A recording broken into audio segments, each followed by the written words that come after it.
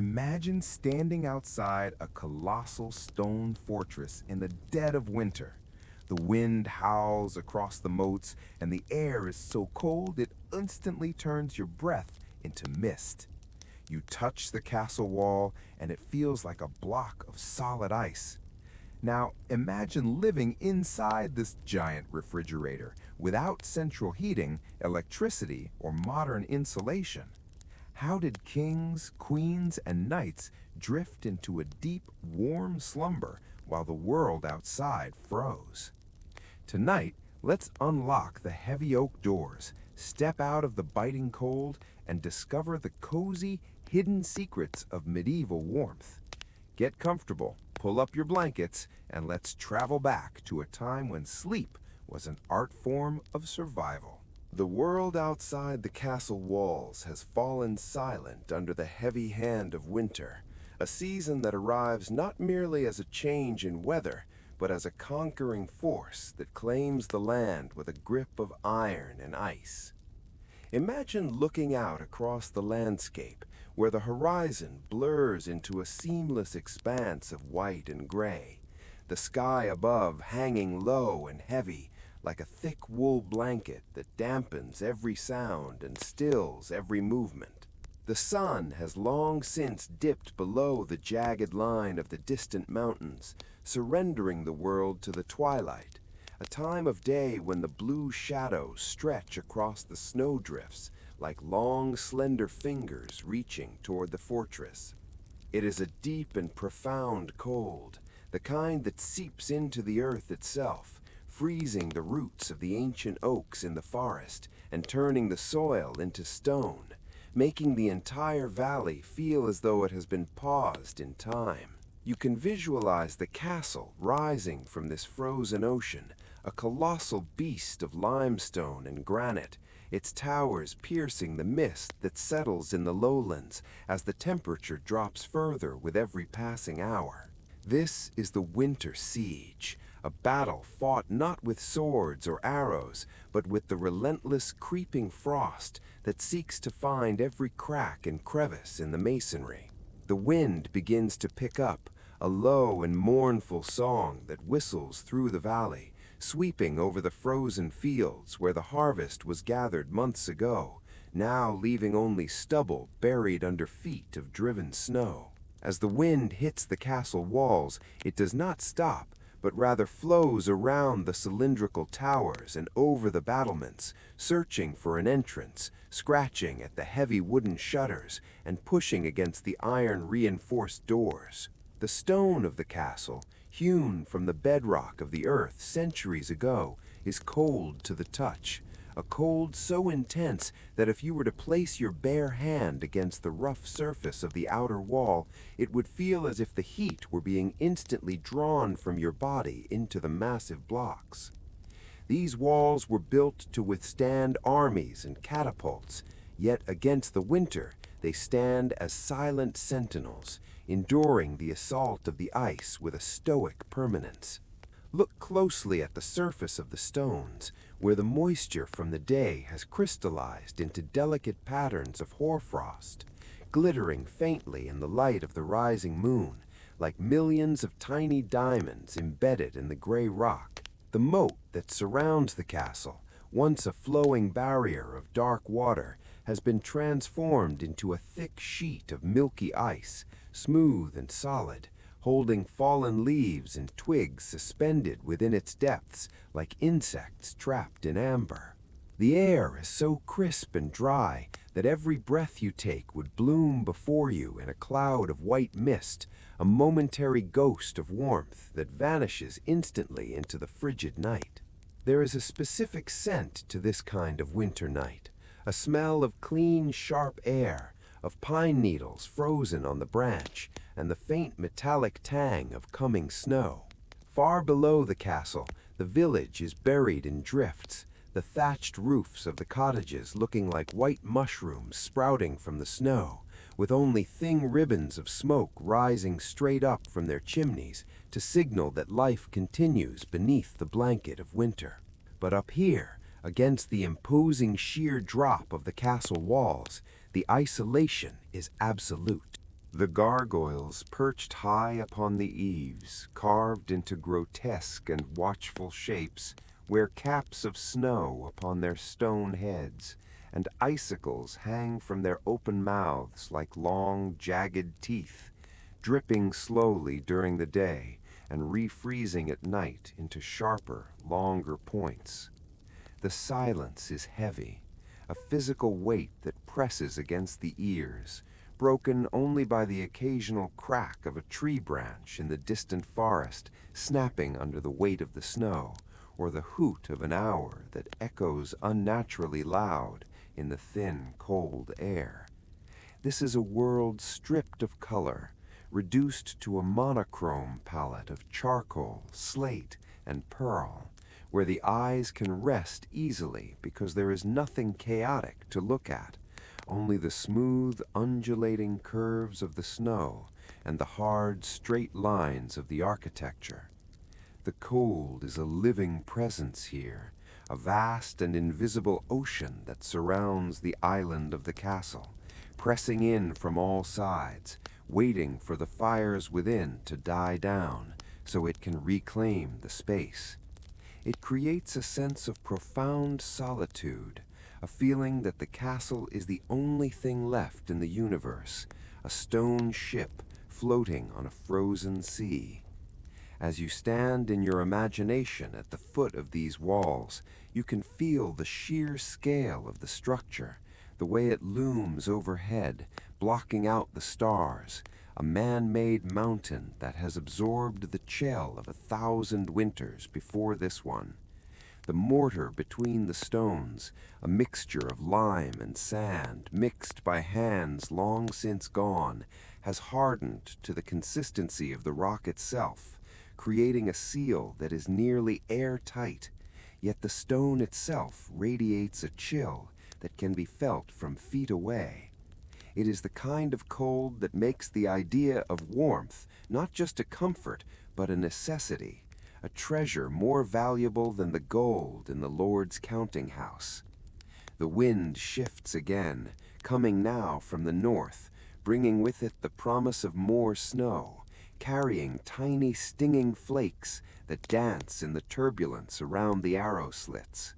You can imagine the lone sentry walking the ramparts high above, wrapped in layers of thick wool and leather, his breath steaming, his boots crunching rhythmically on the packed snow that has gathered on the walkway, a steady, hypnotic sound that marks the passing of time. The metal of his spear tip would be frosted over, burning cold to the touch, and he would be dreaming of the fire in the guard room, just as you are beginning to dream of the warmth that lies behind these formidable walls. The castle appears impenetrable, a fortress of solitude where the external world is locked out, and this separation creates a psychological barrier as well as a physical one, making the interior feel like a sanctuary, a separate realm where the rules of the winter do not apply. The sheer thickness of the walls, often 10 or 12 feet deep, acts as a thermal mass, slow to warm, but also slow to change, holding the stillness of the stone within its core. As the moon climbs higher, casting a pale, silver light over the scene, the shadows of the towers stretch across the courtyard, long bars of darkness that seem to point the way inward. The ivy that clings to the southern wall is dormant, its leaves brown and brittle, its vines like veins on the skin of the castle, waiting for the spring that feels an eternity away. The relentless nature of the cold makes the world feel smaller, forcing life to retreat into the core, into the center, away from the exposed edges. Every window is shuttered tight, the heavy oak boards barred from the inside, sealing the castle like a tomb against the elements. Yet within that tomb, life flickers. The contrast is what matters here, the knowledge that just on the other side of that freezing, rough-hewn granite, there is a different world entirely.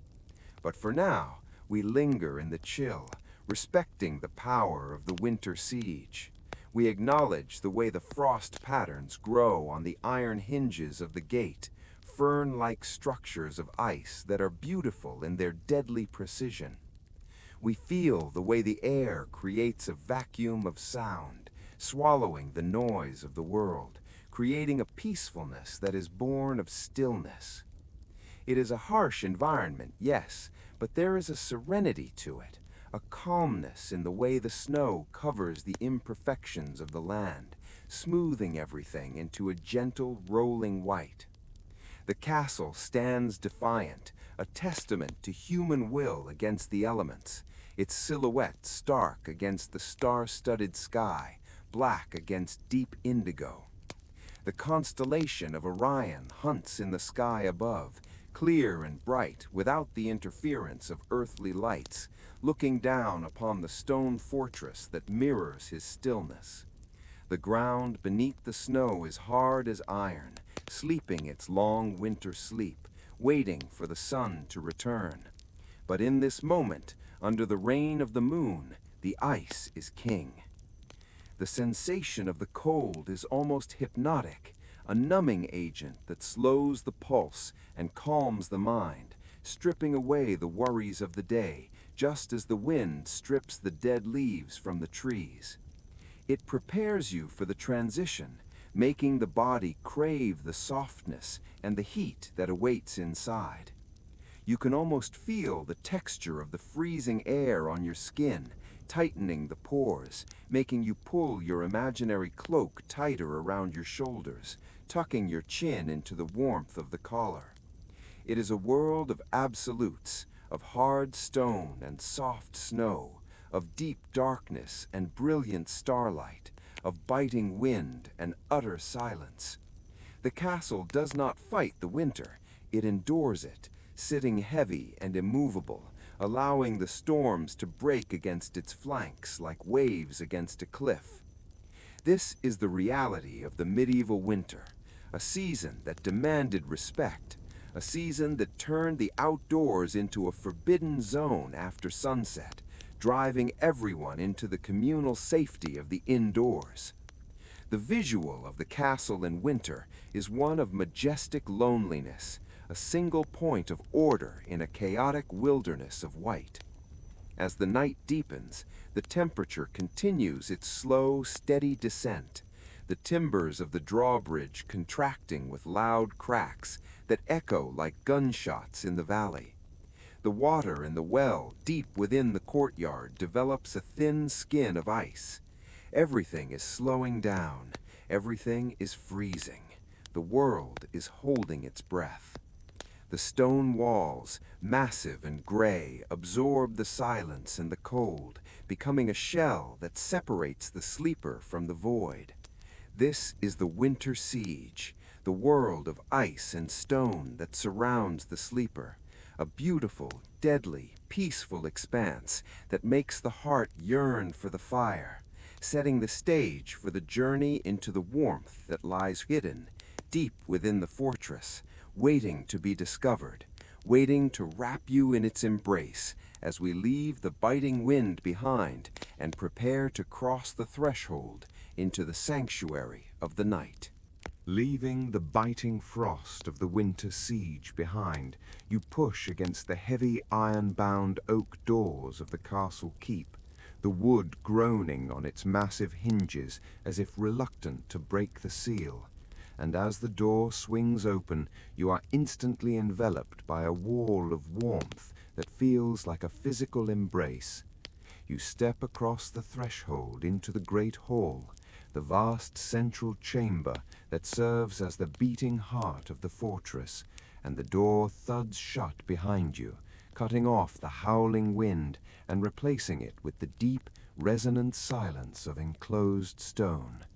The air here is different, thick and rich with the scent of wood smoke, roasted meats, and the faint, sweet aroma of beeswax candles, a sensory mixture that immediately signals safety and comfort to the primitive parts of the brain.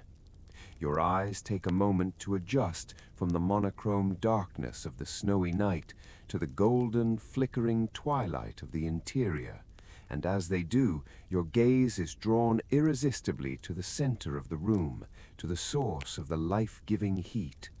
Dominated by a fireplace so colossal that a grown man could stand upright within its cavernous mouth, the hearth is not merely a feature of the room, but its altar, a shrine to warmth in a frozen world. The fire that burns here is not a simple domestic blaze, but a roaring bonfire, a carefully constructed architecture of fuel and flame designed to combat the chill of the stone.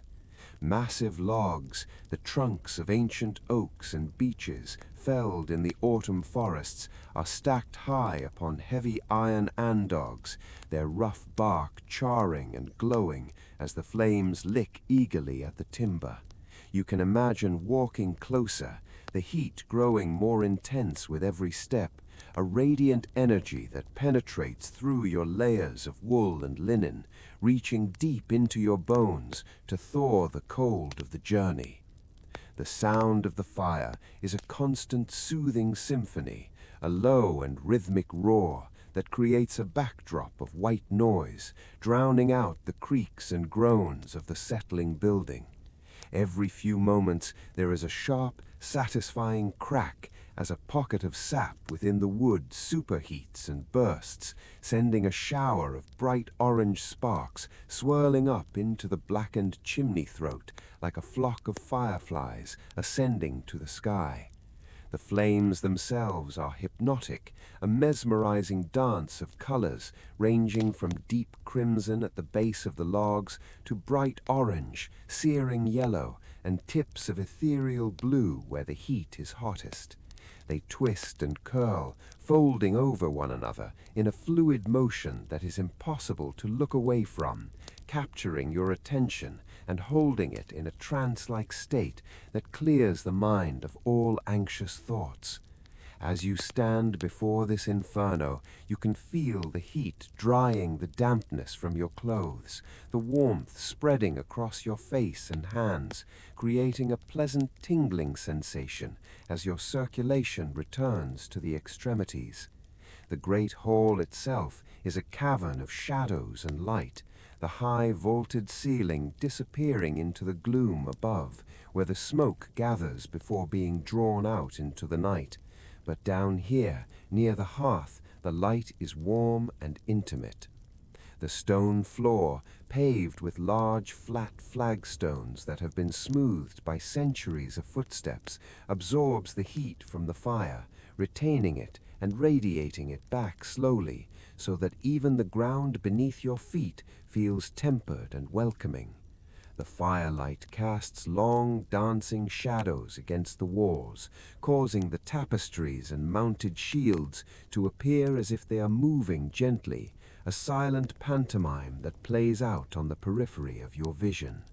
This fireplace is the engine of the castle, the sole provider of comfort in an era before radiators or insulation, and its construction is a marvel of practical engineering, with the back of the hearth made of fire bricks that reflect the heat outward into the room, rather than letting it escape up the chimney.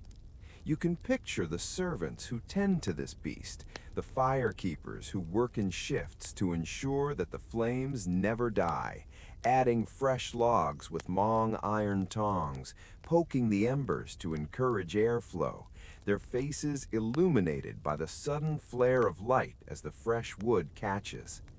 The smell of the burning oak is earthy and grounding, a perfume of the forest released by the fire, bringing the memory of summer sun stored within the wood into the depths of winter.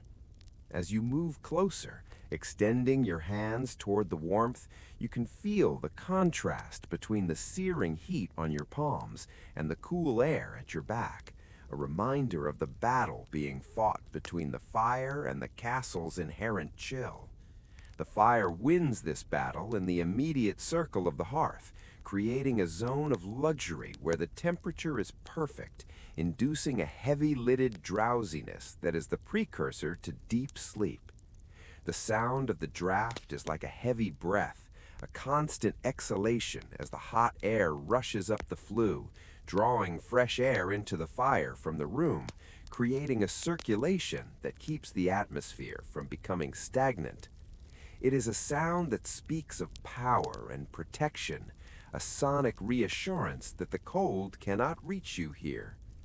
Within the embers, which glow with a pulsating, intense red light, you can see shapes forming and dissolving, mountains and valleys of glowing charcoal that look like a miniature landscape of a dying star.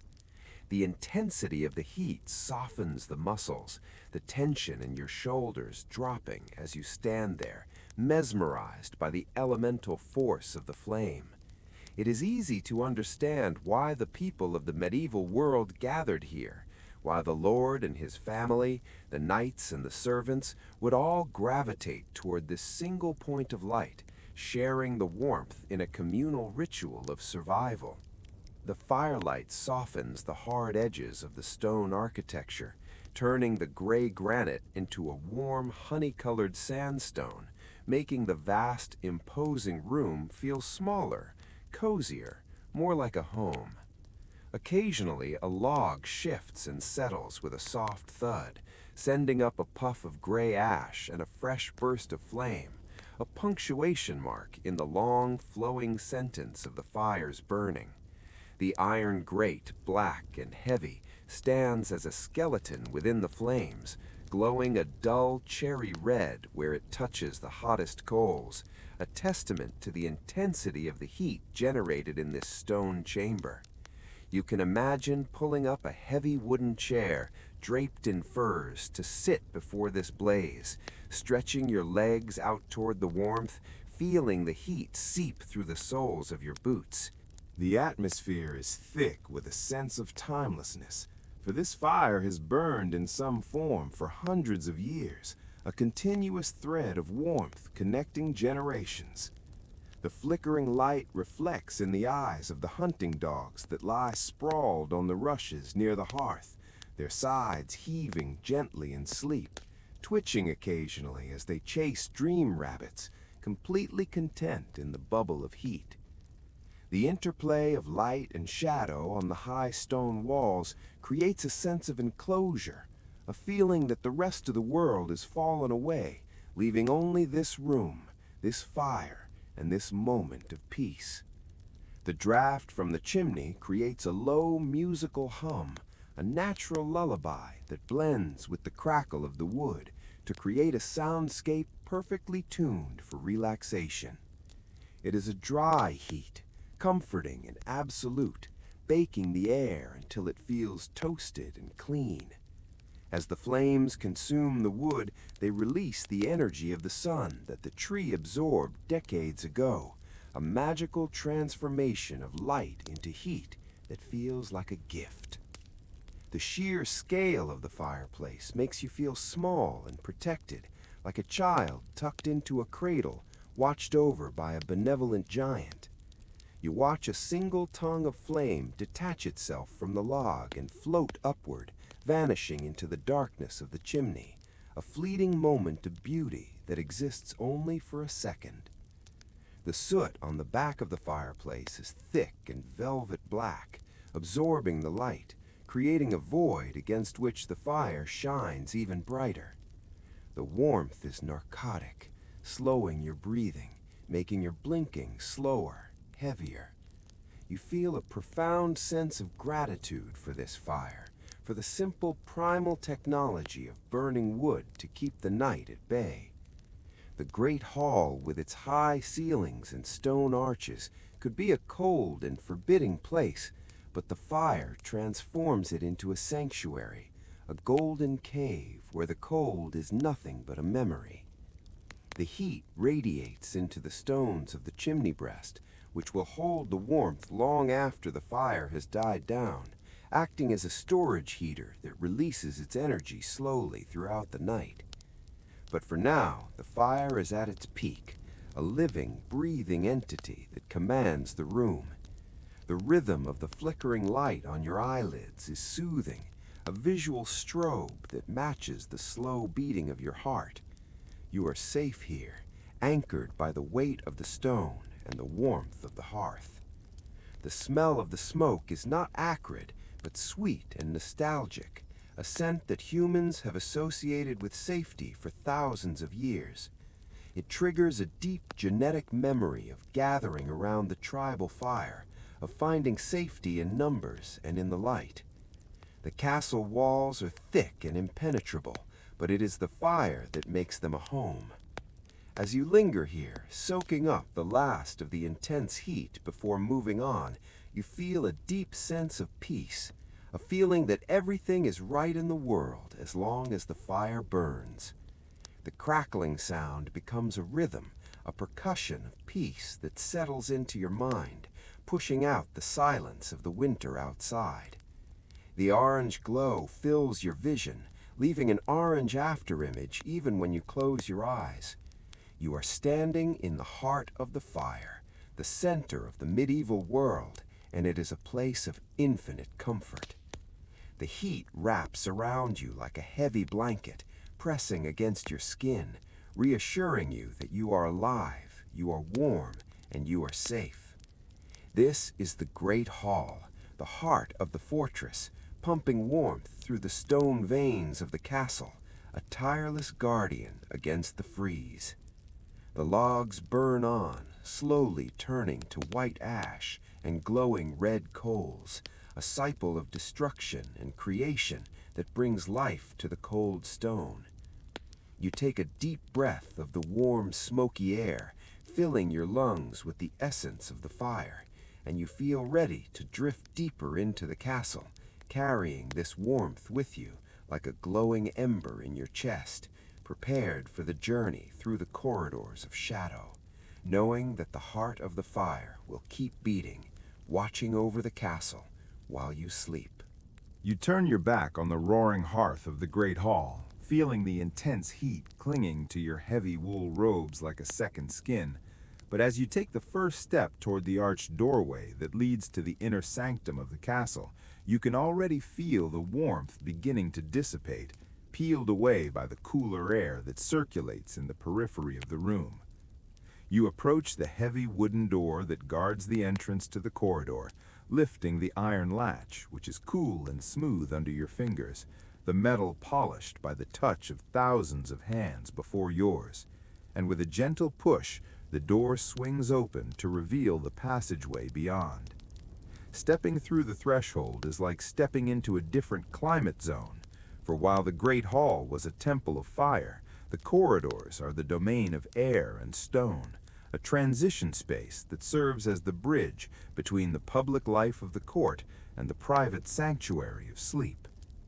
The door closes behind you with a dull thud, muffling the crackle of the fire and the low murmur of conversation, leaving you in a sudden, heavy silence that is broken only by the sound of your own breathing and the soft scuff of your leather soles on the uneven stone floor. The corridor stretches out before you, a narrow tunnel of masonry that curves gently out of sight, disappearing into the gloom, lit only by a series of iron torches bolted into the walls at intervals, their flames flickering violently in the unseen currents of air. These are the corridors of shadow, a labyrinthine network of veins that run through the massive body of the castle, and as you begin your walk, you become acutely aware of the drafts that give this chapter of the night its name. The castle, for all its strength and solidity, is a porous structure, filled with arrow slits, unglazed windows, and loose-fitting shutters that allow the winter wind to infiltrate the defenses, transforming the hallways into wind tunnels where the air moves with a life of its own. You can feel a stream of cold air brushing against your left cheek, a phantom touch that smells of the frozen moat and the pine forests outside, reminding you that the winter siege is still raging just beyond these walls. The torchlight here is not steady like the hearth fire, but restless and animated, the flames dancing and bending in the draft, casting long, stretching shadows that leap across the floor and climb the walls like silent acrobats.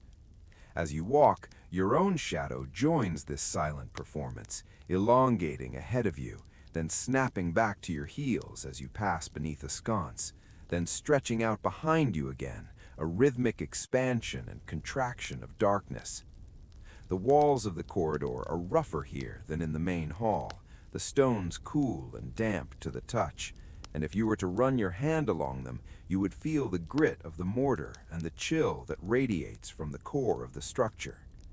The air temperature in the hallway is brisk, a refreshing drop that wakes the senses after the soporific heat of the fire, making you pull your cloak tighter around your throat, burying your chin in the fur collar.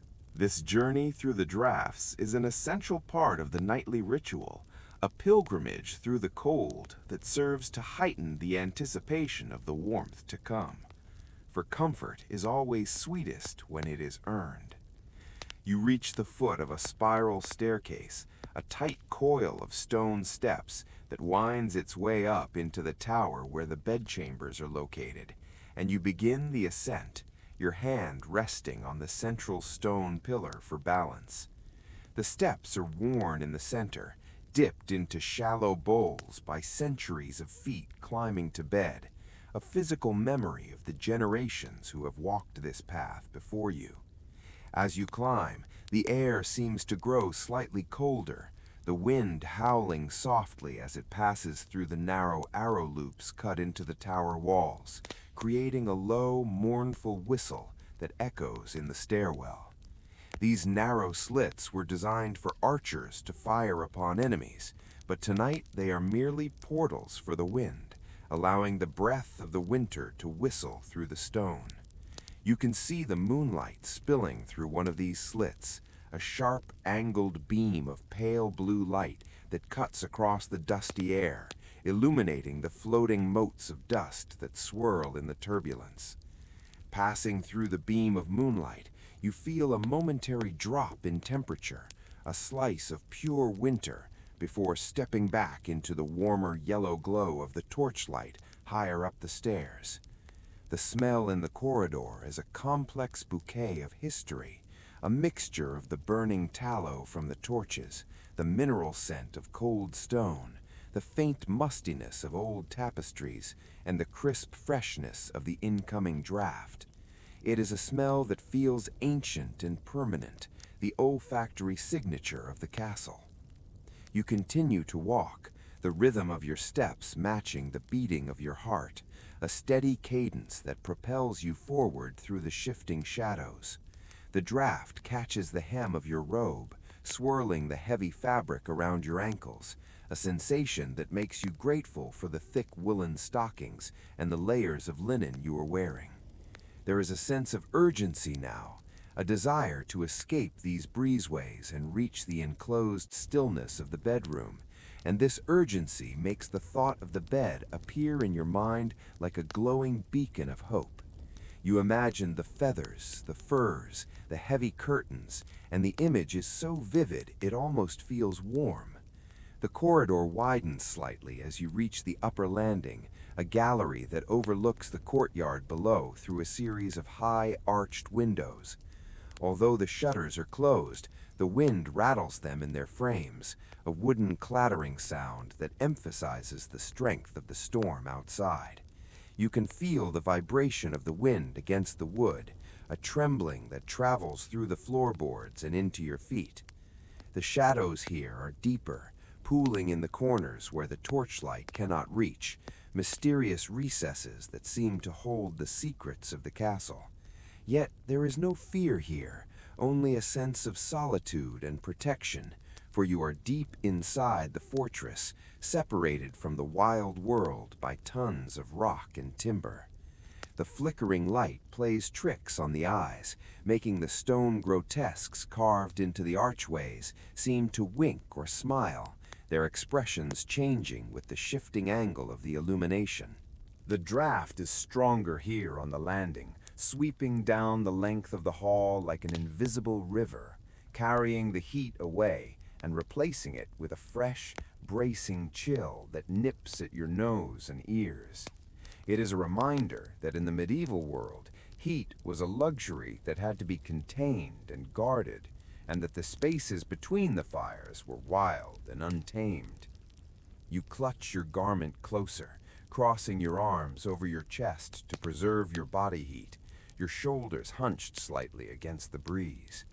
The sound of the wind is louder here, a rushing noise like the sea, buffeting the stone walls, seeking entrance, but the castle holds firm. You pass a series of heavy oak doors, each one leading to a different chamber, each one a barrier against the drafts, and you can see the faint glow of candlelight leaking from underneath some of them, signaling that others have already found their sanctuary for the night. The camaraderie of the castle is felt even in this solitude, the knowledge that you are all sheltering together against the same winter night. The floor beneath your feet changes from stone to wide wooden planks, old and polished, which creak softly under your weight, a homey, comforting sound that signals you are entering the residential quarters. The wood feels slightly warmer than the stone, or perhaps less aggressively cold, and the sound of your footsteps softens, becoming a dull thudding rather than a sharp clacking. You are nearing the end of your journey through the corridors, the final stretch before the destination. The torch at the end of the hall is burning low, its flame sputtering in a pool of melted wax, casting long, erratic shadows that stretch toward you like welcoming arms. The air here feels stiller, the drafts less violent, as if the castle itself is calming down as you approach the Lord Solar. You can see the door to your chamber ahead, a massive structure of dark wood reinforced with iron straps, a gate that promises to lock out the shadows and the wind. The anticipation builds in your chest, a physical relaxation beginning to take hold even before you open the door, your body preparing to let go of the tension it has held while navigating the cold passages. The journey through the corridors of shadow is a necessary contrast, a sensory palate cleanser that washes away the noise and heat of the great hall and prepares the mind for the quiet intimacy of the bedroom. The cold drafts have awakened your skin, making it sensitive and ready to appreciate the softness of the sheets, while the darkness of the hallway has dilated your pupils, preparing your eyes for the dim light of the sleeping chamber. You reach out your hand toward the latch of the bedroom door, feeling the cold iron once more, but this time knowing that it is the final barrier. The wind whistles one last time behind you, a parting salute from the winter, blowing a stray lock of hair across your forehead, a final touch of the frozen world before you escape it. You push down on the latch, the mechanism clicking smoothly, and as the door creaks open, you are greeted not by the roaring bonfire of the hall, but by a different, softer kind of warmth, a gentle, contained heat that spills out into the chilly corridor to meet you. You step through the doorway, leaving the drafts, the flickering torches, and the dancing shadows behind you in the hallway, closing the door firmly against the night. The latch clicks into place, sealing the room, and instantly the sound of the wind is cut off, replaced by a profound, heavy silence. You have navigated the corridors of shadow, you have braved the drafts of the winter siege, and now, safe on the other side of the wall, you are ready to discover the woven, cushioned world that awaits, the true inner sanctum where the freeze cannot follow, leaving the ghosts of the wind to wander the empty hallways alone, while you turn toward the comfort that has been prepared for you. As the heavy door clicks shut behind you and the iron latch falls into place, sealing out the drafts of the corridor, you find yourself standing in a room that feels fundamentally different from the rest of the castle, a space where the harsh reality of the stone fortress has been miraculously softened and transformed into something tender and yielding. The first thing you notice is not just the warmth, but the texture of the room, for the cold gray masonry that defines the exterior world has vanished entirely, hidden behind magnificent floor-to-ceiling layers of heavy fabric that line the chamber like the inside of a jewelry box. These are the woven walls, the grand tapestries that serve as the primary defense against the winter chill, turning a stark stone cell into a vibrant, insulated cocoon. You take a slow step forward, your eyes adjusting to the dimmer, more intimate light, and you realize that you are surrounded by a forest of wool and silk, a panoramic masterpiece that wraps the room in a continuous narrative of color and thread. The engineering behind these hangings is as brilliant as it is beautiful, for they are not merely decorative, but are hung with a specific gap of several inches between the fabric and the cold stone wall, creating a pocket of trapped air that acts as a powerful thermal insulator. This dead airspace prevents the freezing temperature of the granite from radiating into the room, while the heavy wool of the tapestry absorbs the warmth from the fireplace and holds it, radiating it back toward you in a gentle, diffuse glow. You can imagine reaching out to touch one of these massive hangings, the fabric thick and coarse under your fingertips, feeling the weight of the material, which is substantial enough to block a strong wind, yet soft enough to dampen the acoustics of the room. This is one of the most immediate and soothing effects of the tapestries, the way they change the sound of the space, absorbing the echoes that would normally bounce off hard stone surfaces, creating a hushed, muffled atmosphere that feels private and serene. The room sounds smaller, closer, and quieter, a sonic blanket that instantly lowers your heart rate and signals to your brain that this is a place of rest. As you look around, the firelight from the hearth in the corner dances across the woven scenes, bringing the figures in the fabric to life in a slow, rhythmic animation.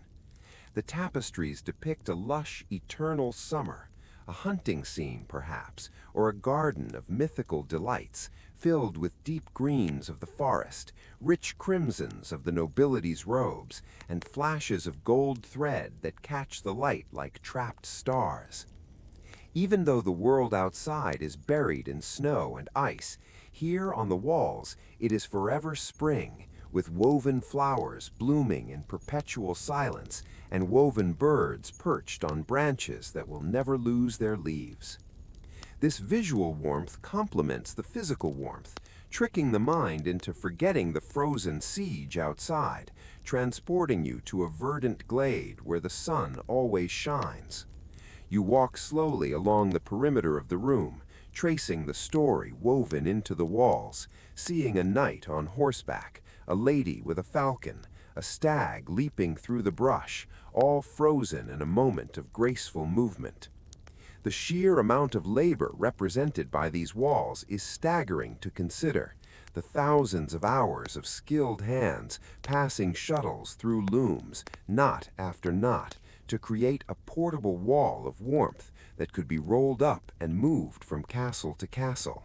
They smell faintly of dried herbs, of lavender and woodruff, which were often packed between the folds to repel moths and sweeten the air, releasing a subtle, earthy perfume every time the fabric moves. And they do move, ever so slightly, breathing with the room. If you watch closely, you can see the heavy hem of the tapestry swaying gently, a slow, hypnotic oscillation caused by the hidden drafts that still manage to slip through the stone. But instead of hitting you with a blast of cold air, the wind is trapped behind the wool, its energy spent, rippling the fabric like a sail in a gentle breeze. This movement adds a lulling, dreamlike quality to the room, a sense that the walls themselves are alive and breathing, guarding you from the elements. The gap behind the tapestry is a secret space, a shadow world where the cold is contained, while on your side, the surface is warm to the touch. It feels as if you are inside a luxurious tent pitched within a cave, enjoying the security of the rock without suffering its hardness. The colors of the tapestries are deep and saturated, derived from natural dyes like madder root, woad, and weld, creating an organic palette that is easy on the eyes, lacking the harsh brightness of modern synthetic colors. The indigo blues and rusty reds have faded slightly over the years into a harmonious, mellow blend that feels established and permanent. The intricate patterns draw the eye in, allowing you to get lost in the details of a woven leaf or the expression of a woven hound, distracting the mind from the worries of the day and focusing it on the static beauty of the art. In a world without central heating, these hangings were the difference between misery and comfort, stopping the walls from sucking the heat out of your body. And standing there now, you can feel the effectiveness of this ancient technology. The room feels cozy, a word that seems too small for the grandeur of the setting, but describes the sensation perfectly, a feeling of being snug and enclosed. The tapestries also serve to soften the corners of the room, rounding off the sharp angles of the architecture, making the space feel more organic and womb-like. You can imagine the weavers who made this working in their own workshops, perhaps dreaming of the castle halls where their work would hang, creating a legacy of warmth that would outlast them by centuries. The gold and silver threads woven into the borders glitter faintly in the dim light, adding a touch of opulence to the practicality, reminding you that you are in the presence of great wealth, for in the Middle Ages, these tapestries were often more valuable than the castle itself. They were the mobile soul of the household, the first things to be packed and the first things to be hung, instantly transforming a cold, empty shell into a home. As you stand in the center of the chamber, you feel completely cut off from the winter, the layers of wool acting as a perfect barrier, a shield of softness that the frost cannot penetrate. The silence is profound, a thick velvet quietness that wraps around you, making your eyelids feel heavy. The figures on the walls seem to watch over you, benevolent guardians of your sleep, their eyes stitched open in eternal vigilance so that you can close yours. The way the fabric absorbs the light makes the room feel darker and more restful, avoiding the harsh glare of bare stone. You feel a desire to lean against these walls, to press your shoulder into the give of the fabric, finding it supportive and yielding, unlike the unforgiving granite behind it. The sensation of being surrounded by cloth is primal and comforting, recalling the swaddling of infancy, a subconscious cue that you are safe and cared for. The air in the room feels still and stable, held in place by the weight of the hangings, allowing the heat from the fire to pool and settle around the bed frame. It is a masterpiece of interior climate control, achieved with nothing but wool and air. The slight rustle of the fabric against the stone is a soothing whisper, a reminder of the barrier that stands between you and the night. You can trace the textures with your eyes, the roughness of the wool, the smoothness of the silk highlights, the raised knots of the embroidery. It is a sensory feast that requires no effort to enjoy, a passive reception of comfort. The tapestry creates a room within a room, a smaller, warmer volume of air that is easier to heat and easier to keep warm. You feel a deep appreciation for this layer of insulation, understanding now how the medieval nobility could sleep soundly while the moat froze solid outside. The cold is kept at bay, pushed back to the very edges of the structure, leaving the center of the room as a haven of warmth. The scenes of nature on the walls serve as a promise that winter is temporary, that the green world will return. But for now, the woven forest is enough. It is a silent, soft, warm forest that invites you to rest under its canopy. The heavy folds of the drapery create deep shadows that add to the mystery and the coziness of the chamber, hiding the doors and the windows, making it feel as though there is no way in and no way out, just this perfect, isolated moment of peace. The craftsmanship is a testament to the human desire for comfort, the refusal to accept the cold as inevitable, the ingenuity of using the materials at hand to create a paradise of warmth. As you prepare to move deeper into the room, toward the bed that awaits, you take one last look at the woven walls, feeling their presence like a warm hug, a soft barrier that defines the sanctuary of the night. They are the silent heroes of the medieval winter, the guardians of the heat, the colorful storytellers that whisper you to sleep. You feel safe and closed and protected, wrapped in the history and the wool of the ages, ready to surrender to the heaviness that is pulling at your limbs, knowing that the cold stone cannot touch you here, for you are safe within the woven walls. As you turn your gaze downward, away from the woven narratives of the tapestries and the flickering shadows on the walls, you realize that the comfort of this chamber is built from the ground up, quite literally starting with the floor beneath your feet, which has been transformed from a slab of freezing limestone into a landscape of texture and scent. In a castle during the depths of winter, the floor is often the greatest enemy to warmth, a massive thermal sink that draws heat away from anything it touches. But here in the sanctuary of the bedchamber, the cold stone has been conquered by a thick, multi-layered carpet of nature's own insulation. The foundation of this warmth is a deep, springy layer of loose rushes, the dried stalks of marsh plants and sweet grasses that were harvested in the late summer when the sun was high and hot, drying them until they turned a rich, golden yellow.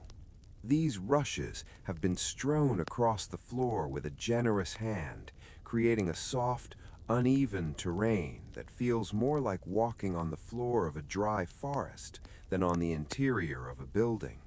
As you take a step, your foot sinks slightly into the matting, the dried stalks giving way with a soft, compliant sponge-like feeling that is immediately restful to tired legs. This layer serves a crucial engineering purpose, creating thousands of tiny air pockets between the cold flagstones and your feet, trapping the dead air and preventing the chill from rising up to meet you. It is a primitive but highly effective form of insulation, lifting you up off the ice-cold rock and suspending you on a cushion of captured summer warmth. But the rushes are merely the canvas for a more subtle and delightful artistry, for scattered amidst the golden stalks is a treasure trove of aromatic herbs, a medieval potpourri known as strewing herbs that releases its magic only when disturbed.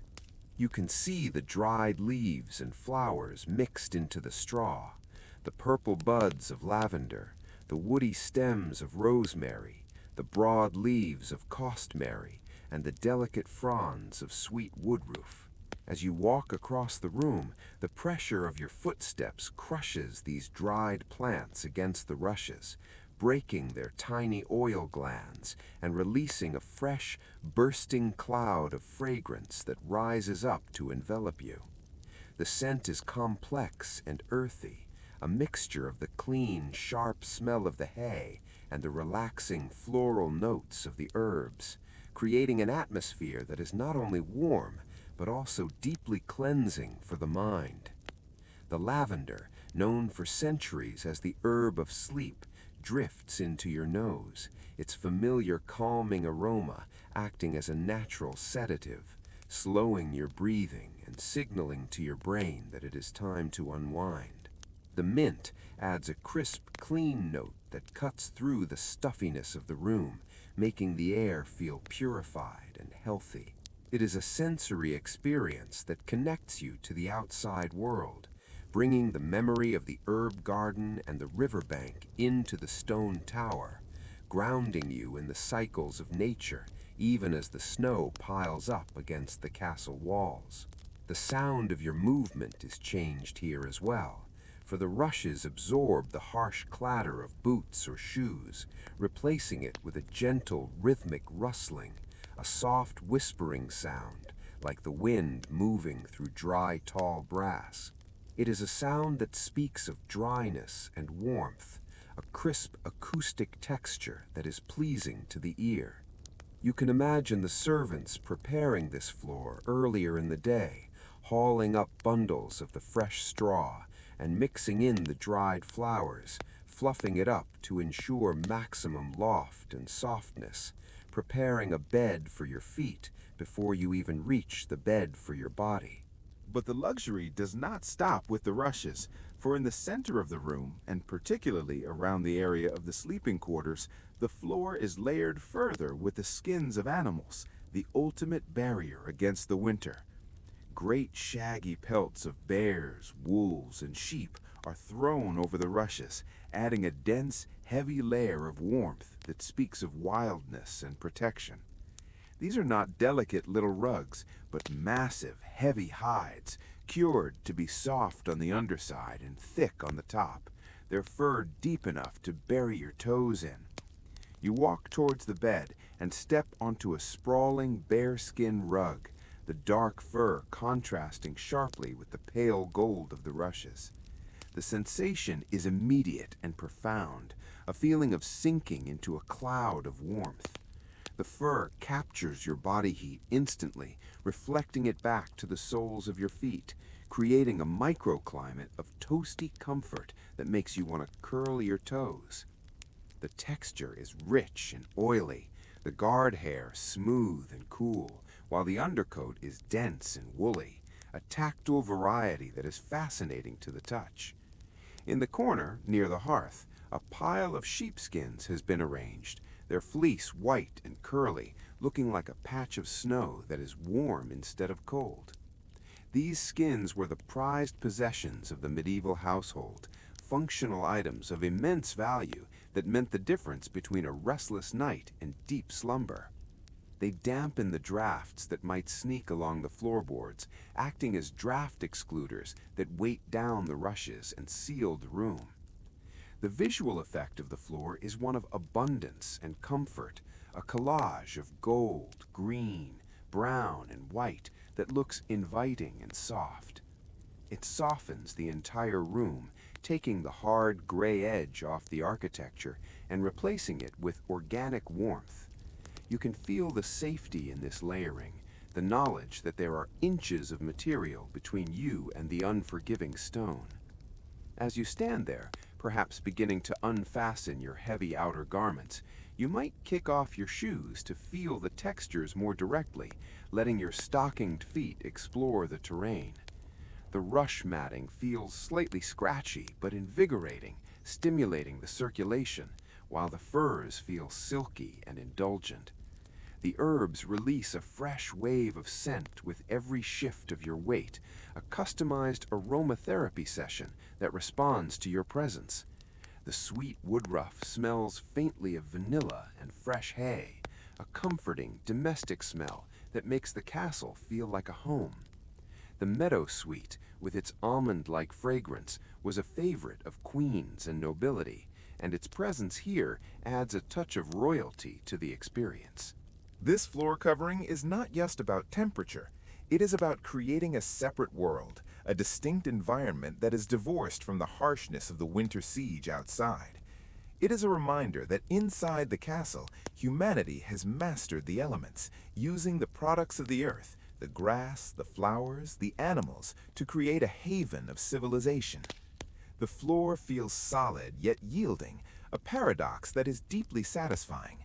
The cold that tries to seep up from the dungeons and the cellars is stopped dead in its tracks, trapped in the air pockets of the straw and the dense fibers of the fur. You feel a sense of gratitude for the simple ingenuity of this system, for the way it turns the floor into a feature of comfort rather than a source of misery. The rustling sound as you move is hypnotic, a white noise that masks the howling of the wind outside. It is a dry sound, and dryness is the key to warmth in a stone castle.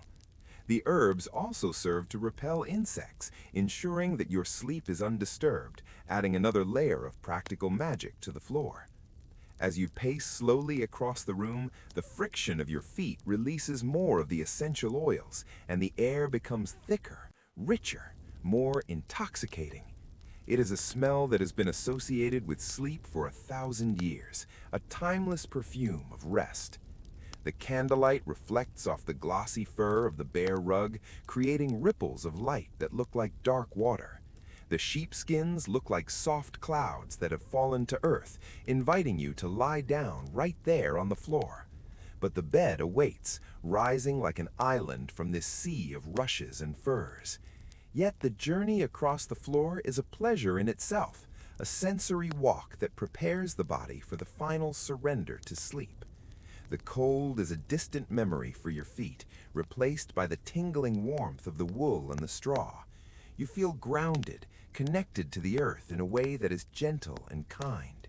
The floor beneath is no longer a threat, it is a cradle, a soft, scented, warm foundation that supports the sanctuary of the room. The scent of the dried meadowsweet lingers in your nose, sweet and heavy, as you stand by the side of the bed, your feet buried deep in the fur of a wolf pelt, feeling the ultimate luxury of warmth in a cold world. The transition from the hard, cold stone of the corridors to this soft, yielding, fragrant landscape is complete, and your body relaxes in response to the change, the tension draining out of you through the soles of your feet into the soft rushes below. You are standing on the harvest of the summer, protected by the coats of the winter beasts, breathing in the garden of dreams, and you are ready, finally, to leave the floor behind and climb into the cloud of the bed, carrying the scent of lavender and the memory of softness with you into your dreams.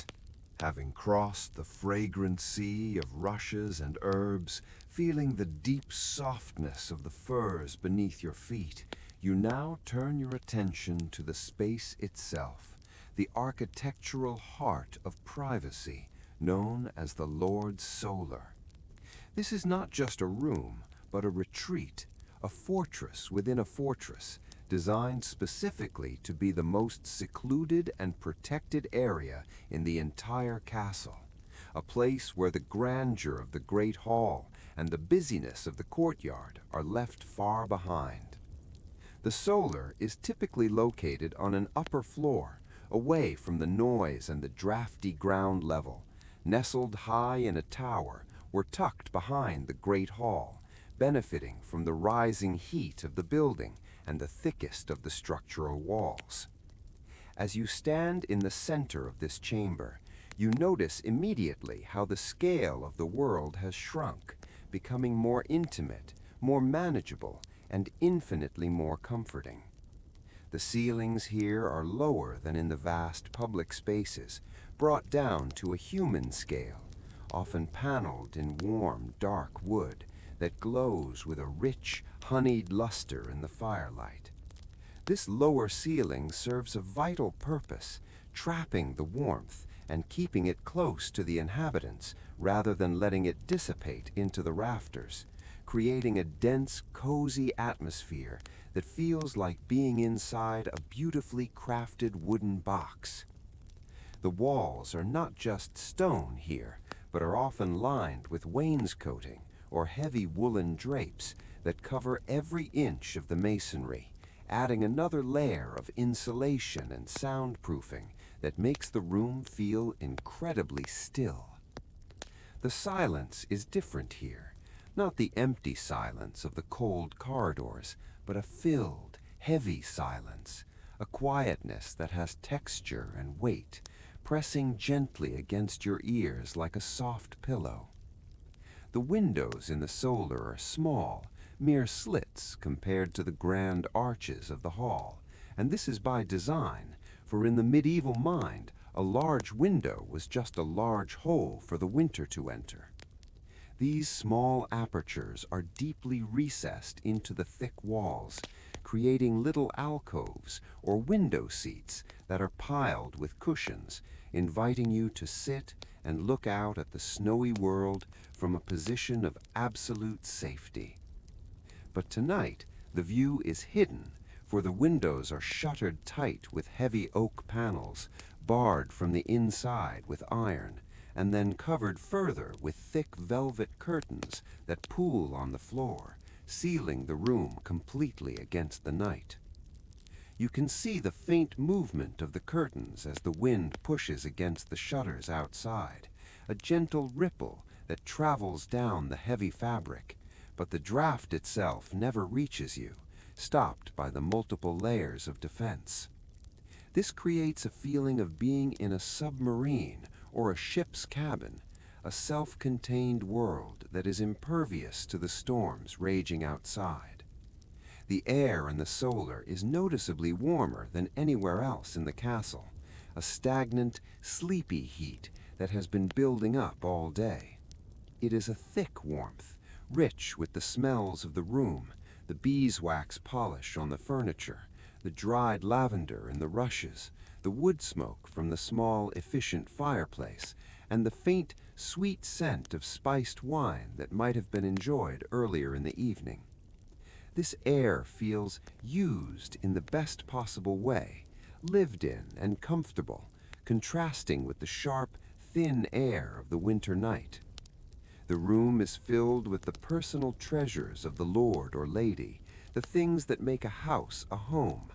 A carved wooden chest at the foot of the bed, a small table set with a basin and ewer for washing, a high-backed chair draped with a woolen throw.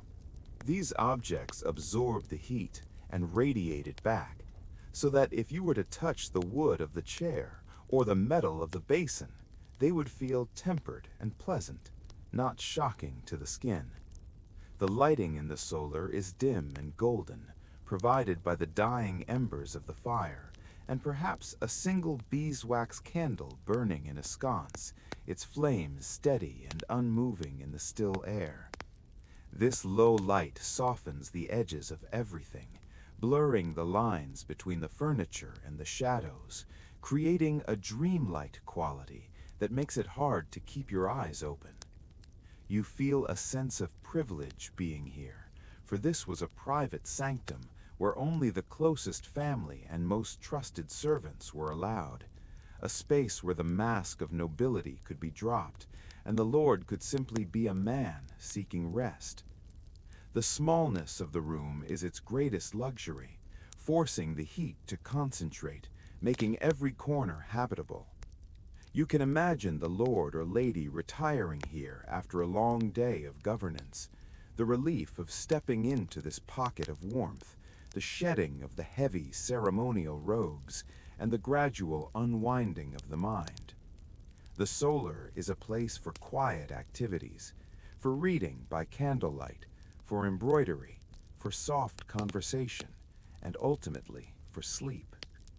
The acoustics are deadened by the heavy fabrics and the small volume of the room, so that even a whisper sounds loud and clear, fostering a sense of intimacy and secrecy.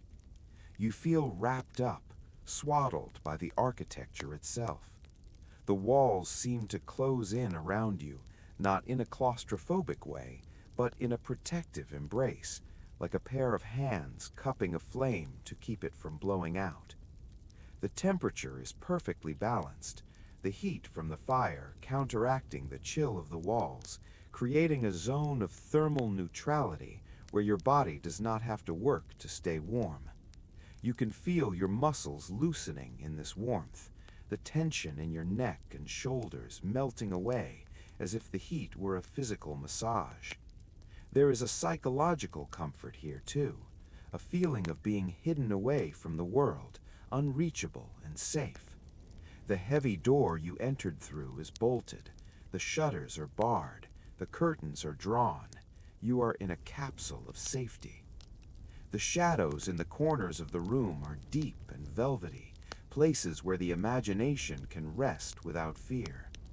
The fire in the solar is smaller than the great hall's roaring blaze, more domestic and controlled, burning with a steady, quiet consumption of fuel that is meant to last through the night. It casts a gentle, flickering glow that washes over the room in waves, illuminating the grain of the wood paneling and the folds of the velvet curtains. You can hear the faint hiss of the logs, a sound that is incredibly soothing, like the sound of rain on a roof. The air is still, almost heavy, laden with warmth and the carbon dioxide of the fire, which acts as a mild soporific, making you feel drowsy and heavy-limbed. It is the kind of room that demands you slow down, that refuses to let you hurry. Every movement feels slower here, every thought more languid.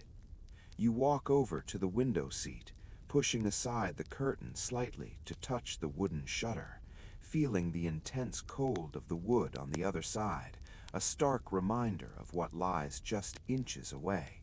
You quickly drop the curtain, the heavy velvet falling back into place with a soft whump, resealing the breach, and turn back to the warmth of the room with a renewed appreciation. The solar is a triumph of medieval interior design, a space engineered for comfort in a world that was often uncomfortable. It is a testament to the human need for a nest, a burrow, a place to hibernate. The richness of the materials, the wood, the velvet, the wool, the stone, creates a tactile symphony that is pleasing to the senses. You run your hand along the back of the wooden chair, feeling the smoothness of the oak worn down by generations of use. You touch the heavy curtain, feeling the density of the weave. Everything in this room is built to last, built to protect, built to warm. As you stand in the center of this small, warm universe, you feel the pull of the bed, the centerpiece of the solar. But for a moment, you just linger in the atmosphere of the room itself. You breathe in the warm, spicy air, letting it fill your lungs, warming you from the inside out. You close your eyes and listen to the silence, the absence of wind, the absence of voices, just the quiet, steady pulse of the room. You are in the Lord's solar, the highest and most hidden chamber, the crown jewel of the castle's comfort. The rest of the fortress may be cold and drafty. The soldiers on the ramparts may be shivering. The horses in the stables may be huddled together. But here, in this room, winter has been defeated. The heat is a tangible presence, a companion that stays with you. You feel a deep sense of peace settling over you, a feeling that you have arrived at the final destination of your journey. The outside world no longer exists. There is only this room, this fire, this warmth. The chamber sanctuary has welcomed you, wrapping you in its heavy protective arms, preparing you for the final act of the night. The stillness is absolute, a heavy, warm blanket of quiet that covers everything. You are safe, you are warm, you are home.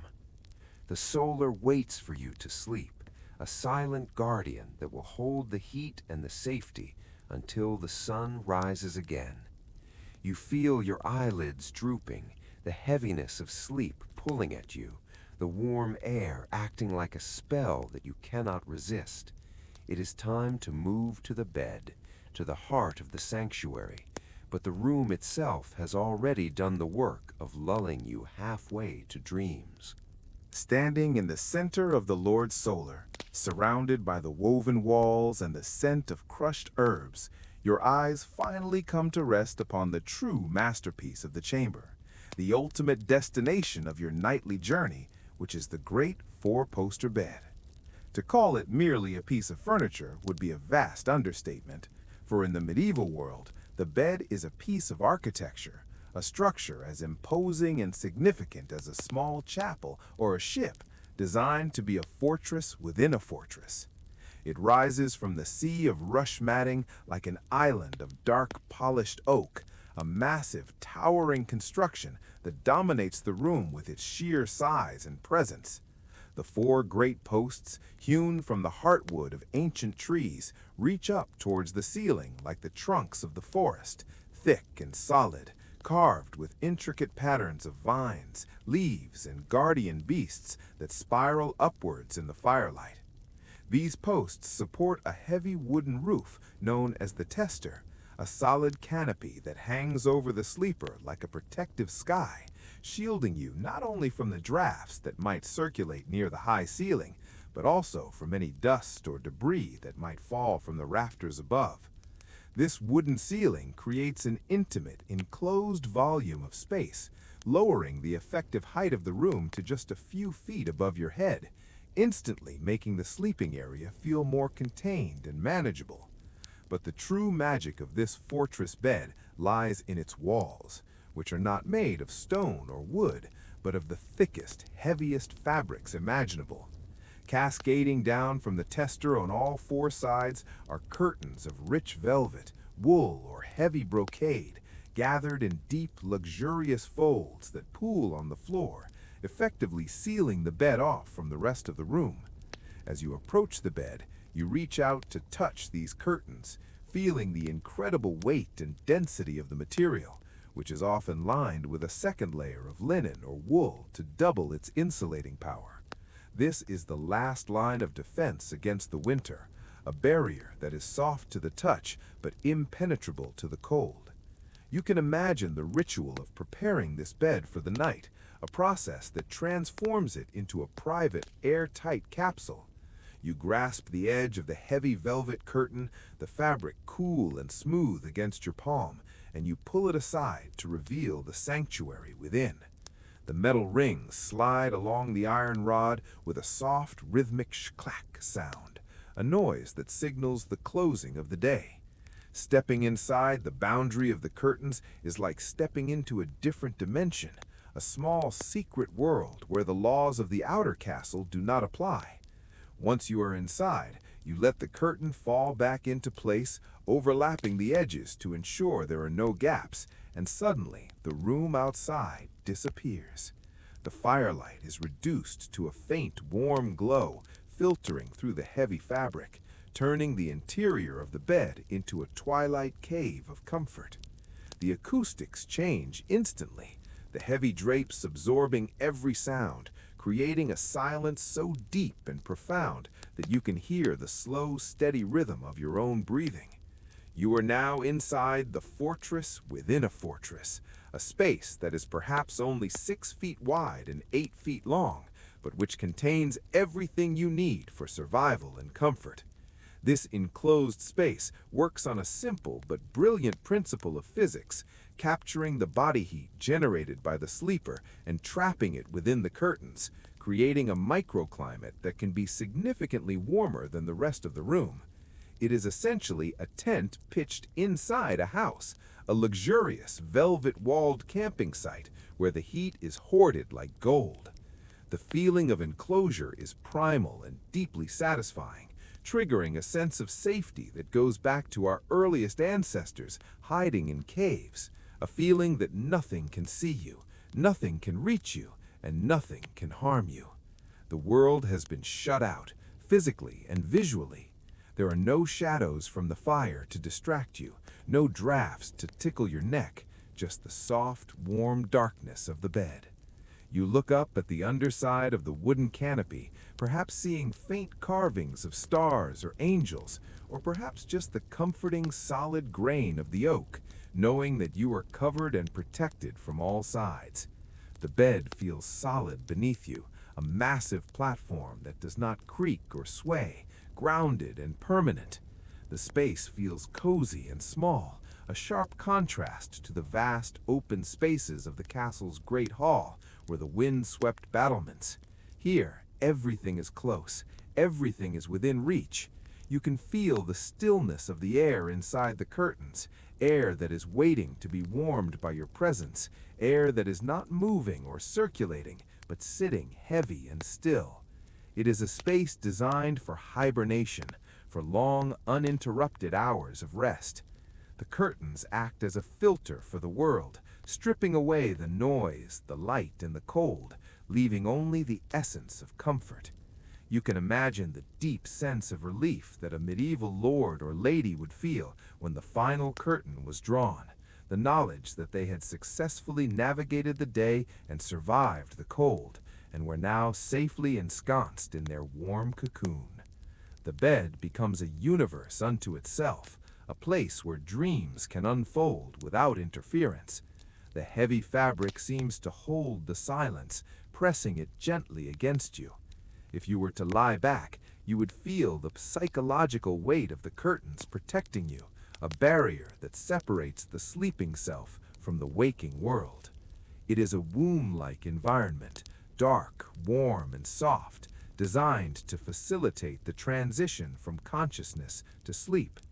The intricate carvings on the bedposts, now hidden in the gloom, stand as silent sentinels guarding the corners of your rest. The smell inside the enclosed bed is a concentration of the room's aromas, the lavender from the sheets, the wood of the frame, and the faint, clean scent of the fabric itself, creating a personal atmosphere that is familiar and soothing. You are the master of this small domain, this box of warmth.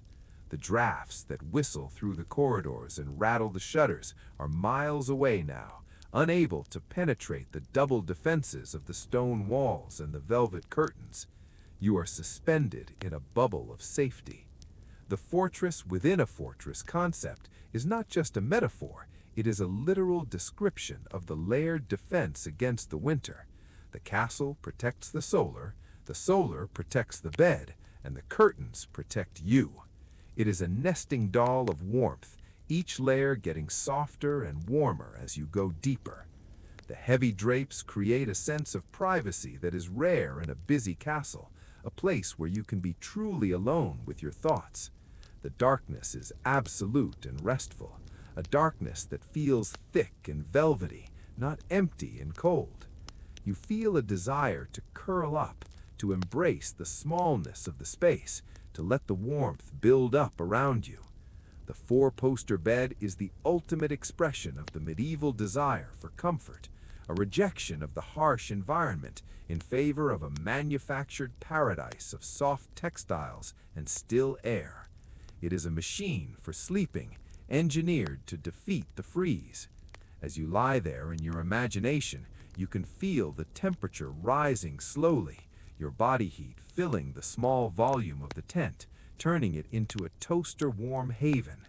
The world outside is frozen solid, the moat is ice, the trees are cracking in the cold, but inside the curtains, it is a balmy, eternal summer of warmth.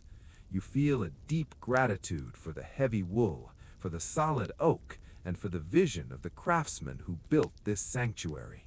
It is a place where you can let go of all vigilance, where you can drop your guard completely. The bed holds you, supports you, and surrounds you. It is the eye of the storm, the center of the peace. The gentle rustle of the fabric as you settle in is the only sound, a whisper of luxury. You are safe inside the wooden frame, safe inside the velvet walls, safe inside the stone castle. The night cannot touch you here. The cold cannot find you here. You are hidden, tucked away, a secret kept by the bed itself. This is the fortress within a fortress, the inner sanctum where the battle against the winter is won every single night, not with weapons, but with wool, wood, and the clever trapping of heat. You feel the heaviness of the curtains shielding you, a physical manifestation of safety. You are ready to surrender to the darkness, knowing that the walls of your little room will hold the warmth until morning. The silence wraps around you like the curtains themselves, soft and impenetrable. You drift in this suspended state, perfectly comfortable, perfectly warm, perfectly safe, held in the strong wooden arms of the four-poster bed, the guardian of your sleep, the keeper of the warmth, the fortress that never falls. Now that you are enclosed within the velvet walls of the great four-poster bed, Safely cut off from the drafts and the shadows of the room, you turn your attention to the sleeping surface itself, which is not merely a place to lie down, but a complex engineered landscape of comfort designed to cradle the body and hoard the heat. In the medieval castle, where the stone is hard and the winter is cruel, the bed is the one place where softness reigns supreme, and this softness is achieved through a meticulous accumulation of layers, a geology of luxury that has been built up with care and precision. You reach out a hand to press down on the bed, and your hand sinks deep, disappearing into a billowing cloud of white, giving you the first hint of the indulgence that awaits. The foundation of this comfort, hidden deep beneath the visible linens, is a sturdy framework of ropes or leather straps woven tightly across the wooden frame of the bed, a suspension system that provides a gentle give, ensuring that you never feel the hardness of the wood. Resting upon this web is the first mattress, a firm, sensible layer filled with clean, sweet-smelling straw, or perhaps wool flocking, packed tight into a canvas case to provide a solid base for your back, a grounding layer that smells faintly of the summer fields and the harvest. But the true miracle of medieval sleep lies in what comes next, the crown jewel of the bedchamber, which is the feather bed. This is a massive, overstuffed tick, a giant pillow the size of the entire bed, filled with pounds upon pounds of the softest down feathers plucked from geese and ducks. It is a masterpiece of softness, a luxury that was often the most valuable possession in the entire household, passed down in wills from generation to generation. As you look at the bed, you can see how the feather bed rises high, creating a mountain of comfort that promises to mold itself perfectly to every curve of your body.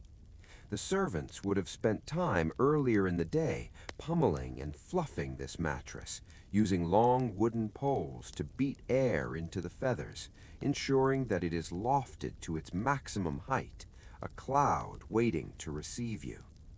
You can imagine the sensation of climbing onto this surface, the way the feathers shift and settle around you, creating a custom-fit nest that supports your limbs while allowing you to sink into a deep, warm embrace. Covering this mountain of down is the linen, and here is where the texture becomes exquisite. The sheets are made from the finest flax, spun by hand into thread, and woven into cloth that is durable yet incredibly smooth, then bleached in the summer sun until it is a snowy, dazzling white. The bottom sheet is pulled tight over the feather bed, creating a crisp, cool surface that feels clean and refreshing against the skin. You run your fingertips over the linen, feeling the slight nub of the weave, a tactile reminder of the natural fibers, and you notice that despite the cold night, the sheets do not feel icy, for they have been warmed by the air of the room, and perhaps by a warming pan passed between them earlier. The top sheet is turned down invitingly, waiting for you to slide beneath it, offering a smooth gliding sensation that prevents the heavier wool covers from scratching your skin. It is a barrier of pure luxury, a layer of civilization that separates the sleeper from the raw materials of warmth. And then there are the blankets, the heavy artillery in the war against the winter freeze. Piled on top of the linen sheets are layer upon layer of thick, dense wool, sheared from the sheep that graze the castle lands, spun into yarn that retains the natural lanolin oil, making it water-resistant and incredibly warm. These blankets are not light or flimsy. They have a significant weight to them, a comforting heaviness that presses down on you, providing a sensation that we now know calms the nervous system and induces sleep. The wool is dyed in rich, deep colors: madder red, indigo blue, walnut brown, creating a visual feast of warmth that contrasts with the white of the linen. The weave is tight and fuzzy, designed to trap millions of tiny pockets of air within the fibers, holding your body heat and preventing it from escaping into the room. You can count 3, perhaps 4 of these heavy blankets stacked on the bed, a fortress of wool that guarantees warmth even on the coldest night of the year. The weight of them is a promise, a reassurance that you will be held secure throughout the night. On top of the wool blankets lies the coverlet or counterpane, the decorative outer layer that adds a final touch of beauty and insulation. This might be made of velvet, lined with fur, or perhaps a quilt of intricate patchwork, heavy and stiff, sealing the layers beneath it. It acts as a lid for the bed, keeping the heat compressed and organized. At the head of the bed, a collection of pillows awaits, arranged in a hierarchy of comfort. First, there is the long bolster, a firm cylindrical cushion filled with straw or wool that spans the width of the bed, designed to prop you up slightly, aiding digestion and breathing. Resting against the bolster are the sleeping pillows, smaller, softer squares filled with the finest down, encased in linen slips that are scented with lavender and rose petals. These pillows are soft enough to sink your head into, yet supportive enough to cradle your neck. As you stand by the bedside, looking at this towering construction of feathers, wool, and linen, you can almost feel the phantom sensation of lying down. You can imagine the sequence of sensations: the initial coolness of the linen sheet against your legs, followed quickly by the rising warmth from the featherbed beneath you, and then the slow, settling weight of the wool blankets pressing down from above. It is a cocooning effect, where you are sandwiched between layers of insulation, floating on feathers and buried under wool. The bed looks invitingly messy, deep and soft, a stark contrast to the hard stone floor and the rigid wooden furniture of the room. It beckons you to disrupt its perfection, to climb in and make a burrow for yourself. The smell of the bedding is a lullaby in itself, a clean, wholesome scent of soap, herbs, and air-dried fabric. The lavender sachets tucked between the sheets release a subtle, calming fragrance that has permeated the feathers and the wool, creating a cloud of aromatherapy that will surround you as you sleep. The linen reflects the dim light of the room, glowing softly in the semi-darkness of the curtained enclosure. You can appreciate the sheer amount of labor and craftsmanship that went into creating this sleep system, from the farmers who grew the flax and raised the sheep, to the spinners, weavers, and seamstresses who created the cloth, to the servants who maintain it daily. It is a communal effort to keep one person warm, a luxury that feels humbling and profound.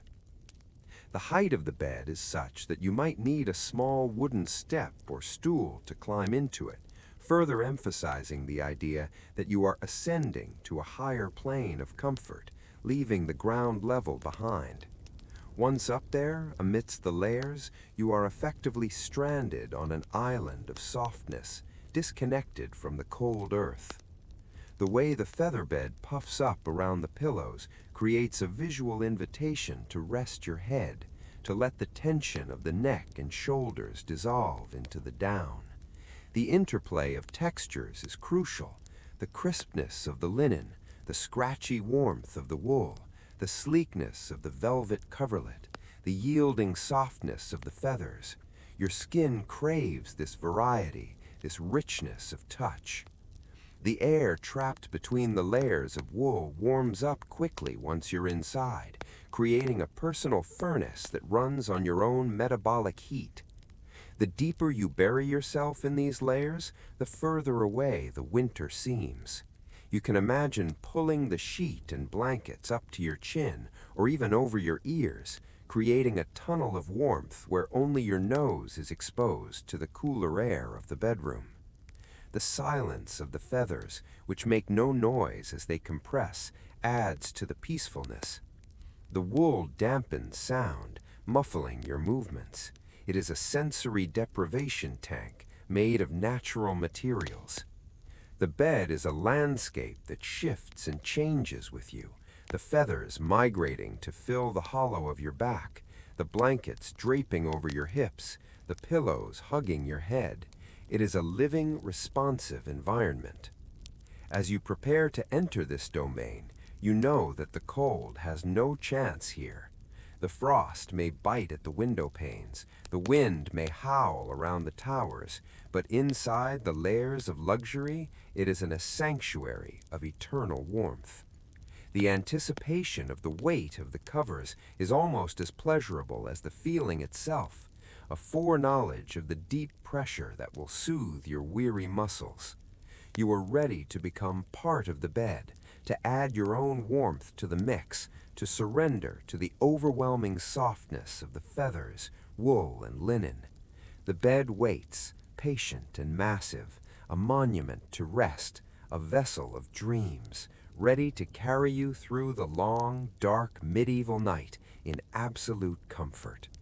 You can feel the magnetic pull of the white linen, the promise of the heavy wool, the dream of the soft feathers. It is time to climb the steps, to slide between the sheets, and to let the layers of luxury close over you like the waters of a warm, gentle sea. The bed stands before you as a mountain of potential comfort, a towering structure of feathers and wool that promises to shield you from the winter night. Yet there is one final, crucial step that must be taken before you can surrender to its embrace. A ritual of fire and metal that transforms the sleeping surface from a cold, crisp landscape into a haven of toasted warmth.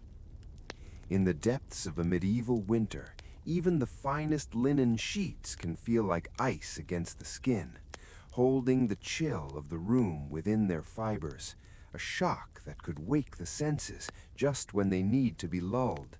And so the castle has a solution, a simple yet ingenious device known as the bed warmer or the warming pan. You watch as the final preparations are made, your eyes following the movement of the servant, or perhaps imagining yourself performing this satisfying task, reaching for the long-handled instrument that leans against the stone fireplace. The warming pan is a beautiful object, a testament to the marriage of function and artistry, featuring a long handle turned from smooth, polished oak or fruit wood, worn satin smooth by years of use, attached to a round, gleaming container of brass or copper that shines like a captured sun in the dim light of the room. The metal of the pan is etched with delicate patterns, swirls of flowers or geometric shapes, and the lid is pierced with intricate perforations, a pattern of holes that allows the heat to escape while keeping the burning fuel safely locked inside. The process begins at the hearth, where the fire has been burning down to a bed of intense pulsating heat, a collection of glowing red embers that are far hotter and more stable than the leaping yellow flames. You can hear the soft scrape of an iron shovel against the stone of the fireplace floor as a scoop of these living coals is carefully selected, the embers looking like jewels of garnet and ruby, pulsing with a deep inner light. The lid of the brass pan is hinged open with a metallic clink, a sharp, clean sound that cuts through the silence, revealing the empty, darkened belly of the metal sphere. Carefully, with a steady hand, the hot coals are poured into the pan, the embers tumbling over one another with a soft, crinkling sound, settling into a heap of concentrated energy at the bottom of the vessel. A few dried lavender buds, or perhaps a pinch of rosemary, might be sprinkled directly onto the coals, instantly sizzling and releasing a burst of aromatic smoke that will infuse the bedclothes with the scent of the garden. The heavy brass lid is then lowered, clicking shut with a satisfying snap, and the latch is fastened, securing the fire within the metal cage. Now the pan is alive, radiating a fierce heat that you can feel against your leg even from a foot away, the brass beginning to dull slightly as it absorbs the temperature of the coals. The real magic begins as the pan is brought to the bedside, where the heavy layers of wool and fur are peeled back, exposing the pristine white expanse of the linen bottom sheet. The air inside the bed, trapped all day, is cool and still, but that is about to change. The warming pan is slid between the sheets, the smooth metal gliding effortlessly over the linen, moving with a fluid, sweeping motion that reminds you of a skater on a frozen pond. You can hear the distinctive sound of the brass rubbing against the fabric, a low, rhythmic shh sound that is incredibly soothing, a whisper of friction that signals the arrival of warmth.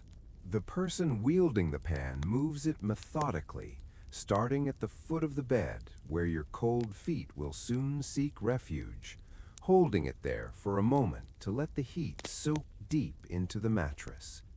You can imagine the heat transferring from the glowing coals through the conductive brass and into the fibers of the linen and the feathers beneath, turning the cold dampness into dry, radiant warmth. The pan is then swept up the length of the bed, moving in slow, wide arcs, covering every inch of the sleeping surface, ensuring that there are no cold spots left to surprise you. As the metal passes, it leaves a trail of heat behind it, a phantom warmth that rises up to meet the air.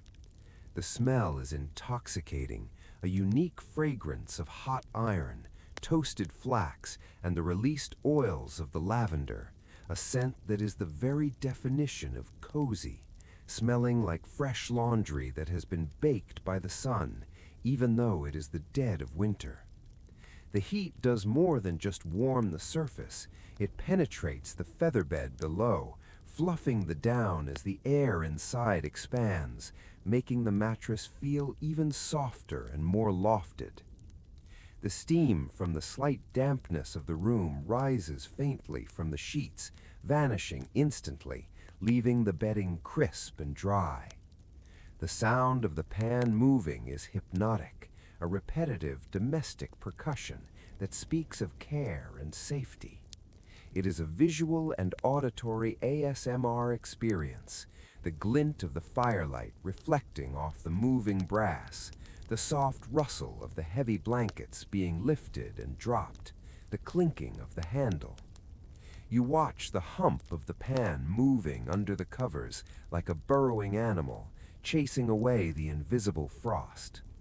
The handle, stretching out 3 or 4 feet, allows the user to reach the far corners of the wide bed without leaning in, a lever of comfort that extends the reach of the hearth. This ritual transforms the bed into a heat battery, a reservoir of warmth that will last for hours. The brass pan, now almost too hot to touch, glows with a dull reddish tint in the darkness, a contained star that has visited your bed. The movement is slow and deliberate, never rushing, for the heat needs time to transfer, time to soak into the heavy wool of the blankets above and the mattress below. It is a satisfying chore, one that offers immediate gratification as the icy white sheets are turned into a toasty, inviting sanctuary. You can feel the anticipation building in your body, the knowledge that when you slide your legs into that bed, you will not flinch or shiver, but instead will be greeted by a wave of pre-made warmth that will relax your muscles instantly. The warming pan is particularly focused on the center of the bed, the nest where you will lie, creating a core of heat that will radiate outward. The sound of the charcoal shifting inside the pan as it is moved creates a faint tinkling chime, a musical accompaniment to the work. It is a bridge between the fire and the sleep, carrying the essence of the hearth into the heart of the bed. As the process nears its end, the pan is moved one last time to the pillow area, warming the place where your head will rest, releasing a final cloud of lavender scent from the linen pillowcase. Then, with a fluid motion, the pan is withdrawn, sliding out from between the sheets, leaving behind a bed that is steaming with warmth. The covers are quickly smoothed back down, trapping the heat inside, sealing the oven before it can cool. The warming pan, its job done, is returned to its place by the fire, the coals inside slowly dying down to ash, having spent their energy in the service of your sleep. The bed now looks different to you. It is no longer just a piece of furniture, but a heated vessel, a warm womb waiting for its occupant. The memory of the sound, the sliding brass, the crinkling embers lingers in the room, a soothing echo. The air around the bed feels slightly warmer, escaping from the folds of the blankets. This simple act, using a metal pan and a few scoops of fire, is a triumph of comfort over the elements, a way of stealing the fire's power and tucking it into bed with you. It creates a profound sense of being cared for, whether it is done by a servant or by oneself, a gesture of self-preservation and kindness. The heat in the sheets is dry and intense, a stark contrast to the humid, bone-chilling cold of the stone castle. It prepares the body for sleep by dilating the blood vessels, drawing the blood to the surface of the skin, mimicking the natural drop in body temperature that occurs during sleep, paradoxically by providing external heat. The embers in the sheets are now gone, but their ghost remains in the toasty fabric. You are ready now. The shock of the cold has been removed, replaced by an invitation of warmth. The brass warming pan has done its work, turning the hostile environment of a winter night into a luxurious experience. You can almost feel the phantom heat radiating from the bed as you stand near it, beckoning you to enter. It is the final preparation, the last barrier to be removed before you can climb in. The room is quiet, the fire is low, and the bed is warm. The satisfying ritual is complete. The brass has sung its song against the linen, and the embers have shared their life with your sheets. There is nothing left to do but accept the invitation, to slide into the pocket of heat that has been carved out for you, and to let the warmth that was carried by the brass pan seep into your bones, carrying you away from the castle, away from the winter, and into the deep, dark, warm country of sleep. The bed is warmed and waiting. The curtains are ready to be drawn, and the fire has settled into a steady, glowing rhythm. Yet there remains one final and intimate preparation before the surrender to sleep can be complete, a transformation that takes place upon the body itself. In the medieval castle, where the air in the bedroom might hover just above freezing despite the best efforts of the hearth, one does not simply strip down to skin and climb under the covers, for to do so would be to invite the chill to seep into the bones, and so the act of dressing for the night becomes a ritual of layering, a strategic armoring of the self against the temperature. You begin the process by shedding the heavy, restrictive garments of the day, the stiff leather belts, the heavy woolen tunics, the tight hoses, and the structured bodices that have held your body in a formal shape since sunrise. As each layer is removed, you feel a profound sense of physical relief, a loosening of the muscles and a deepening of the breath, the weight of the social world falling away to pile upon the wooden chest at the foot of the bed. But in this transition, there is a moment of vulnerability, a few seconds where the cool air of the chamber touches your skin, raising goosebumps and quickening your pulse, a reminder of the winter that waits in the shadows. To combat this, the transition to night clothes is swift and practiced, a movement into garments that are designed not for style or status, but for the singular purpose of thermal survival.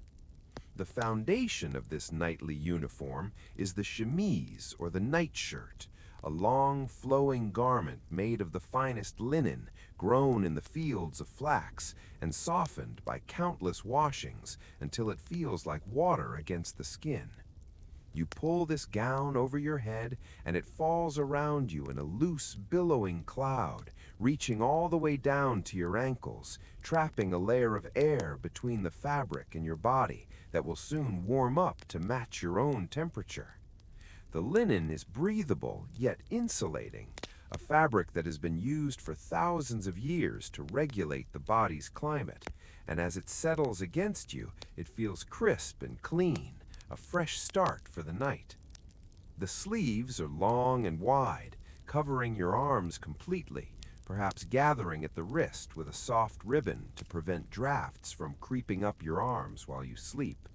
This gown is voluminous, allowing for total freedom of movement, a stark contrast to the tailored clothes of the day, signaling to your body that there are no more duties to perform, no more appearances to maintain, only the duty of rest.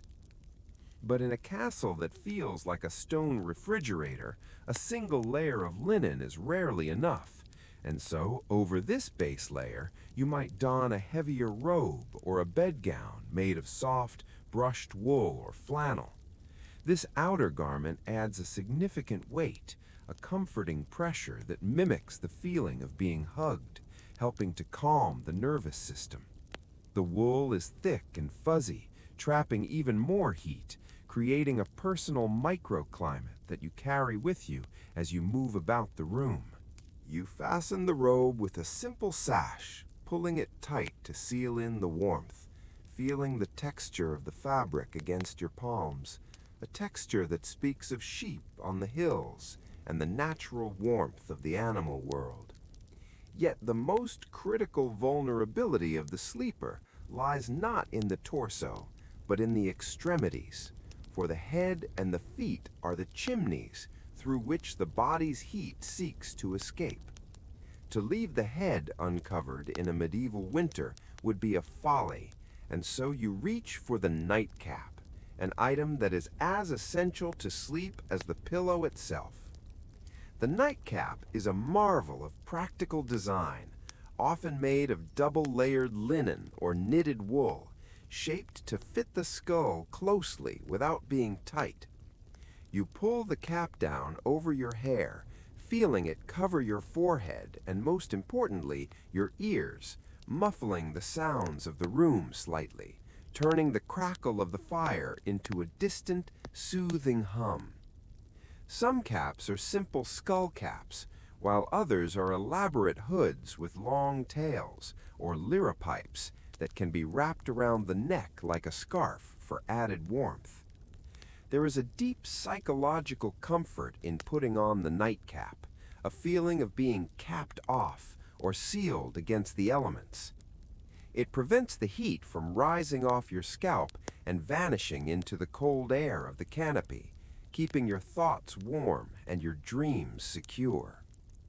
You tie the strings of the cap under your chin, a gentle knot that holds it in place, a sensation that feels secure and infantile in the most comforting way, reminding you of being swaddled as a child. The cap frames your face, narrowing your field of vision, helping you to focus inward, away from the shadows of the room. Your feet, too, must be protected, for the stone floor, even with its covering of rushes, radiates a chill that can travel up the legs and keep you awake for hours. You pull on a pair of thick woolen sleeping stockings, distinct from the hose worn during the day. These stockings are loose and soft, perhaps hand-knitted with a cable pattern that adds thickness and warmth. As you slide them on, pulling them up over your calves and tying them with a soft garter above the knee, you feel the immediate retention of heat in your toes. The wool is slightly scratchy, but in a pleasant, stimulating way that makes your feet feel alive and cared for. These stockings are your slippers, your boots, and your blanket all in one, ensuring that even if you stick a foot out from under the covers during the night, it will not freeze. Now, fully dressed for bed, you stand in the center of the room, a figure swathed in white linen and gray wool, a ghost of comfort in the flickering light. You look less like a lord or lady and more like a soft, shapeless bundle of warmth. The sensation of wearing these clothes is fundamentally different from daytime dress. Where day clothes shape you, night clothes yield to you.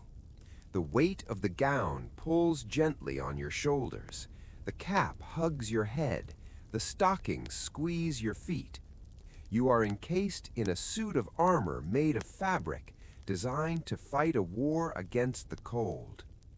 You take a moment to appreciate the engineering of your attire, realizing that every piece serves a specific function in the physics of heat retention. The long gown traps the rising heat from your legs, funneling it up towards your torso. The cap stops the chimney effect at the top. The stockings seal the bottom.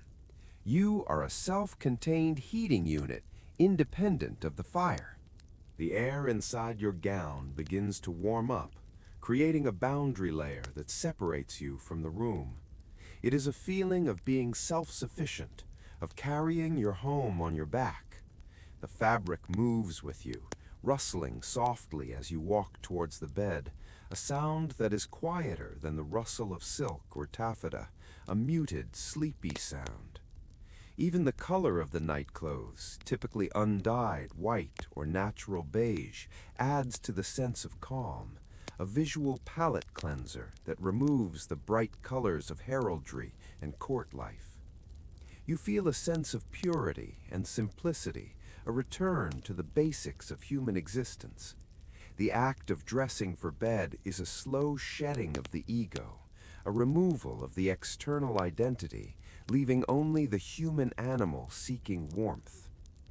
You might blow into your cupped hands, feeling your warm breath rebound against your face, realizing that your own body is the source of the heat, and the clothes are merely the keepers of it. The linen feels cool against your neck, but warm against your chest. The wool of the cap tickles your forehead slightly, a tactile anchor that keeps you present in the moment. You are ready now in a way you weren't before. If you had climbed into bed naked, you would have spent the first hour shivering, waiting for the bed to warm you. But dressed like this, you bring the warmth with you. You are a partner to the bed, not just a passenger. The gown will twist and turn with you in the night, a second skin that never leaves you exposed. The cap will stay on even if you toss your head, guarding your dreams. The stockings will protect you if you have to rise in the night to tend the fire. It is a practical, sensible, and deeply comfortable way to exist.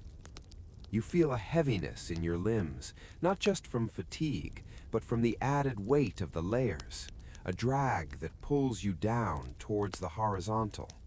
The transition is complete. You have shed the day and put on the night. You are no longer a participant in the world of awake people. You belong now to the order of sleepers. The firelight catches the texture of your woolen socks, highlighting the fuzziness of the yarn. You look at your hands, sticking out from the long linen sleeves, and they look pale and ready to rest.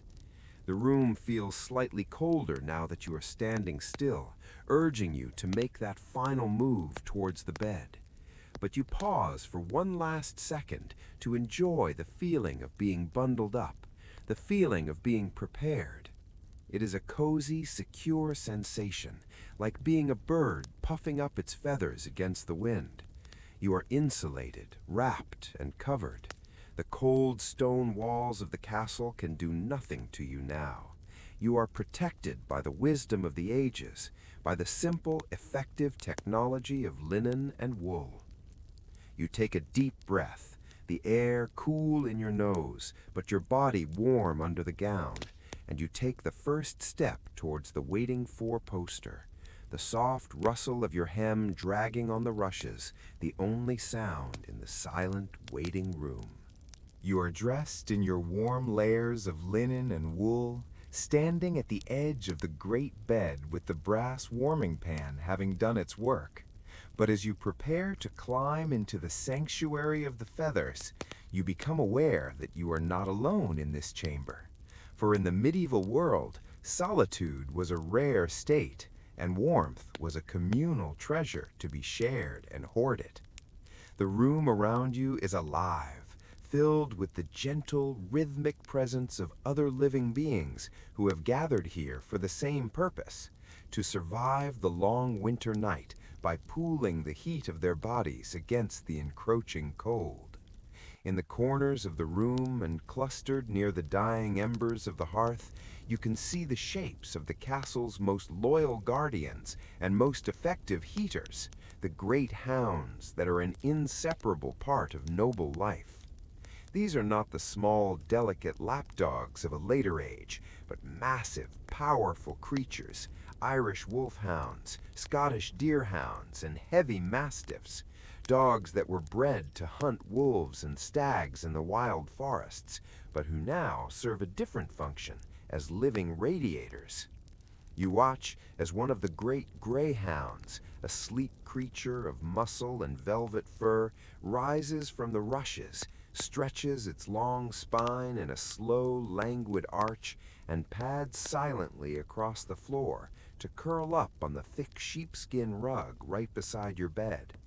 The presence of these animals changes the entire feeling of the room, adding a layer of primal safety and biological warmth that no fire or blanket can replicate. You can hear the soft, heavy sighs of the dogs as they settle down, a sound of utter contentment that is contagious, signaling to your own body that it is safe to relax. The concept of the three-dog night, a night so cold that it requires 3 dogs in the bed to keep warm, is a very real metric of comfort here. While the largest hounds might sleep on the rugs, it is not uncommon for the favorite dogs to be invited up onto the foot of the bed itself, their heavy bodies acting as weighted blankets that pin the covers down and radiate a fierce, dry heat into the linens. You can imagine the feeling of a heavy, warm dog resting against your feet through the layers of wool, a solid, living anchor that keeps the cold from creeping up from the bottom of the bed. Their body temperature is naturally higher than a human's, making them efficient furnaces that burn through the night. The smell of the dogs is not unpleasant, but earthy and rich, a scent of clean fur, wood smoke from the days spent by the fire, and the musk of the outdoors, a smell that grounds you and reminds you of the bond between human and animal that has existed for thousands of years. As you look around the shadowy room, you might also see a trundle bed pulled out from beneath the main frame, a low rolling pallet where a trusted personal servant or a lady-in-waiting sleeps. In this era, privacy was less valued than warmth and security, and having another human being in the room was a source of comfort, their breathing adding a steady rhythm to the silence, their body heat contributing to the overall temperature of the enclosed space. The air in the room is shared, warmed by the lungs of the sleepers, creating a pocket of life in the midst of the stone fortress. There is a profound sense of the pack here, the ancient instinct to huddle together for survival. You feel a deep affection for these creatures and people who share the night with you. You reach out a hand to stroke the head of a mastiff that has rested its heavy chin on the edge of the mattress, its fur coarse and warm under your fingers, its eyes closing in bliss at your touch. The dog pushes back against your hand, a silent communication of loyalty and love. This contact releases oxytocin in your brain, the bonding hormone that reduces stress and induces a feeling of calm and well-being, the perfect chemical preparation for sleep. The sound of the room is a symphony of rest, a collection of soft snores, deep breaths, and the occasional rustle of straw or fabric as a sleeper shifts position. It is a white noise that is far more comforting than absolute silence, which can feel empty and lonely. Here, the silence is filled, thick with the presence of life. You can see the rise and fall of the dog's flanks in the firelight, a hypnotic motion that you find yourself mimicking, slowing your own breath to match the leisurely pace of the animals.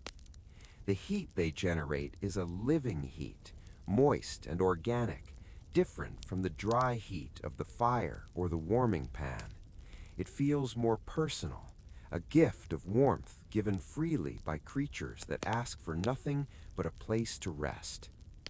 In the deepest winters, the distinction between human and animal spaces blurs completely, the need for warmth overriding all social protocols. You might find a cat curled up in the curve of your knees, a small vibrating engine of heat that purrs a lullaby into your bones. The heavy drapes of the bed enclose not just you, but this entire ecosystem of warmth, trapping the collective body heat of the occupants. You realize that the castle, for all its stone walls and iron gates, is ultimately defended by this biological energy, by the blood that pumps through the veins of the living. The dogs are also your guardians, their sharp ears twitching even in sleep, ready to alert you to any danger, allowing you to let go of all vigilance. This psychological safety is as warm as the physical heat. You know that if the door were to open, the room would erupt in a cacophony of barks, but for now there is only peace. The large wolfhound at the foot of the bed shifts, laying its heavy head across your ankles, and instead of pushing it away, you welcome the weight, feeling the heat seep through the wool of your stockings. It is a sensation of being grounded, of being held down to the earth. The shared warmth creates a humidity in the air that is good for the breathing passages, preventing the dry winter air from parching your throat. As you stand there, ready to finally lie down, you feel a sense of gratitude for these companions. They're the silent witnesses to your rest, the keepers of the night watch. The room feels crowded in the best possible way, stocked with life. The shadows on the wall seem less menacing when you know they are cast by your friends. You can imagine the servant on the trundle bed pulling their own wool blanket tight, settling in, their presence a reassurance that you are not the only one facing the dark.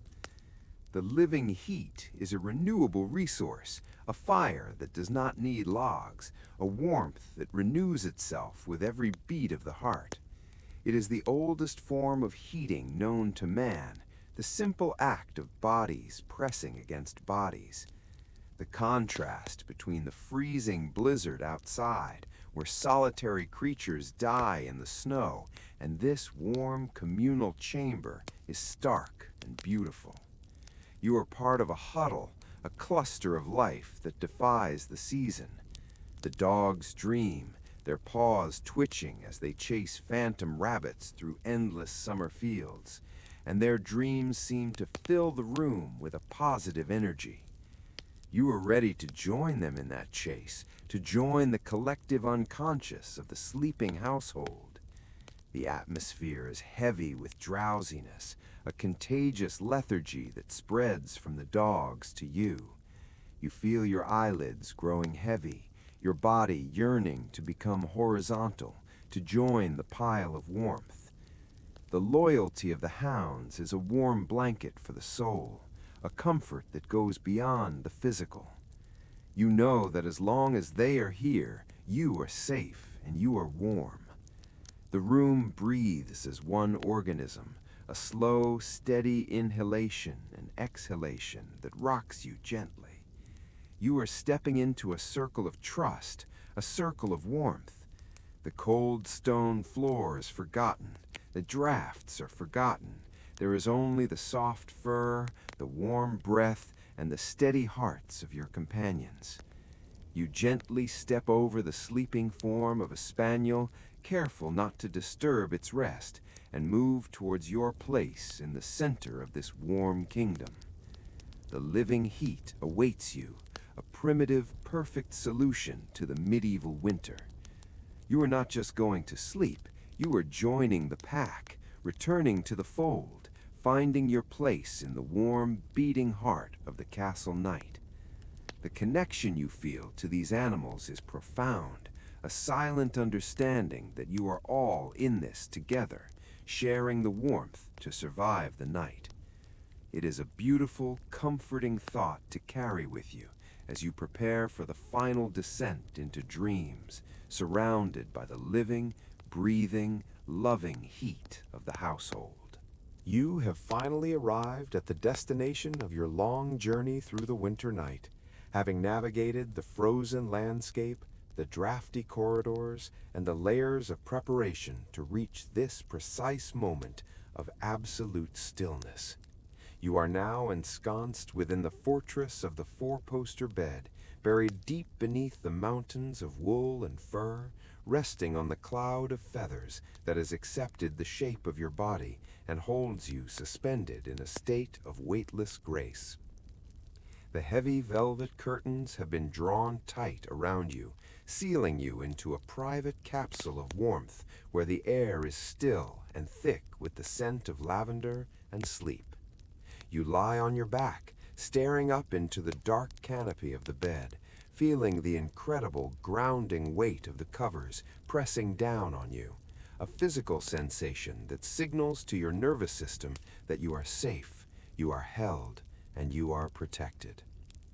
The brass warming pan has left a legacy of heat that permeates the linen sheets, wrapping your limbs in a dry, toasty embrace that relaxes every muscle, untying the knots of tension in your shoulders and back, melting the stress of the day into the softness of the mattress.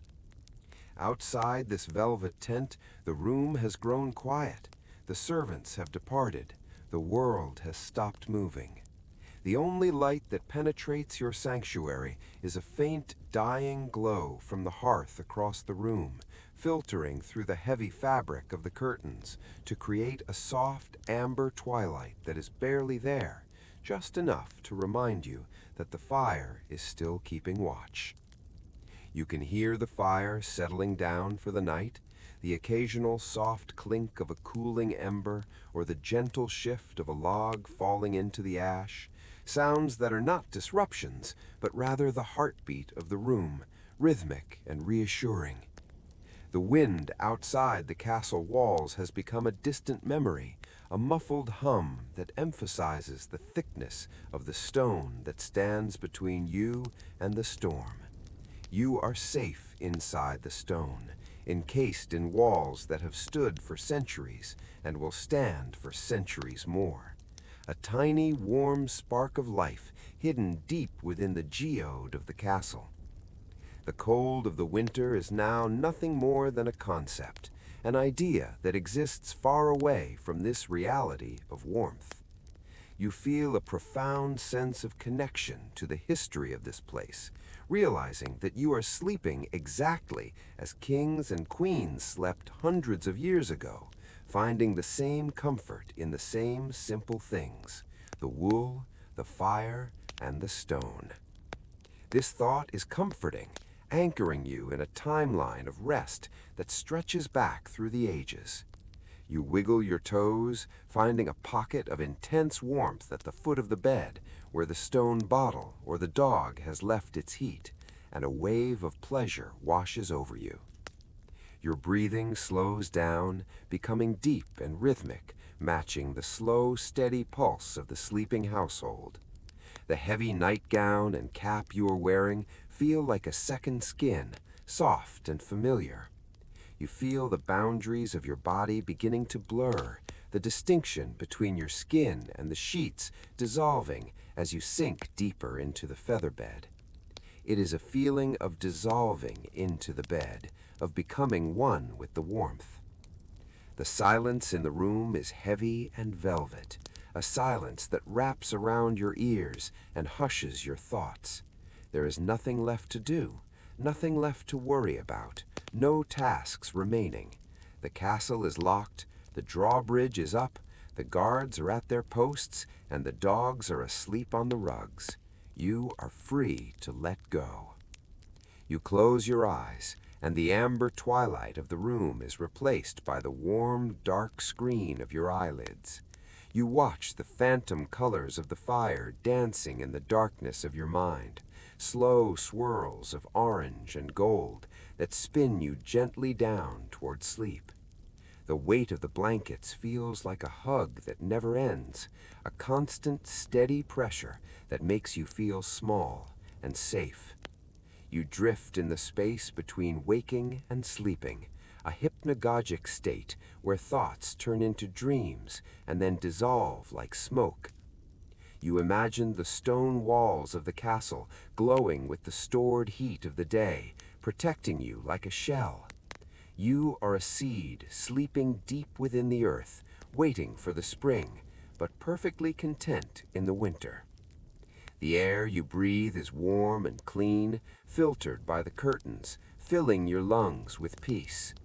You feel a heaviness in your arms and legs, a pleasant leaden sensation that makes it impossible to move, and you have no desire to move. You are anchored here, in the safest place in the world. The history of the castle whispers to you in the silence, telling stories of long winter nights, of storms weathered, of mornings that always come. But the morning is far away, hours and hours across the dark ocean of the night. Right now, there is only the present moment, the sensation of the pillow cool against your cheek and the blankets warm over your shoulder. You pull the edge of the coverlet slightly, tucking it under your chin, sealing the final gap, completing the circle of warmth. The sound of your own breath is the loudest thing in the universe, a soft tide coming in and going out. You feel a deep gratitude for this comfort, a thankfulness for the shelter, for the fire, for the bed. It is a simple, primal gratitude that warms the heart. The darkness seems to thicken, becoming a soft physical substance that fills the bed, cushioning your mind. You are drifting into history, floating back to a simpler time, leaving the noise and the light of the modern world far behind. In this castle, there are no glowing screens, no humming electronics, only the elemental forces of fire and stone. You are reconnecting with the natural rhythm of the human animal, resting when it is dark, waking when it is light. The feeling of safety is absolute. The stone walls are 12 feet thick. Nothing can hurt you here. You are in the keep, the heart of the fortress. You let your mind wander through the castle, drifting through the quiet great hall where the embers glow, floating up the spiral stairs, gliding through the corridors, checking the locks, finding everything secure, everything silent. You return to your body in the bed, feeling even heavier, even deeper. The sleep that is coming is a deep medieval sleep, a hibernation that will restore your soul. You feel yourself slipping, sliding the slope of consciousness. The sounds of the room fade away, the crackle of the fire becoming a distant whisper. The warmth is the only thing that remains, a golden light that surrounds you. You are floating on a raft of feathers on a river of silence. You are safe inside the stone. The night has won, but it is a benevolent victory, a conquest of peace. You surrender to the darkness, trusting the bed to hold you, trusting the castle to keep you.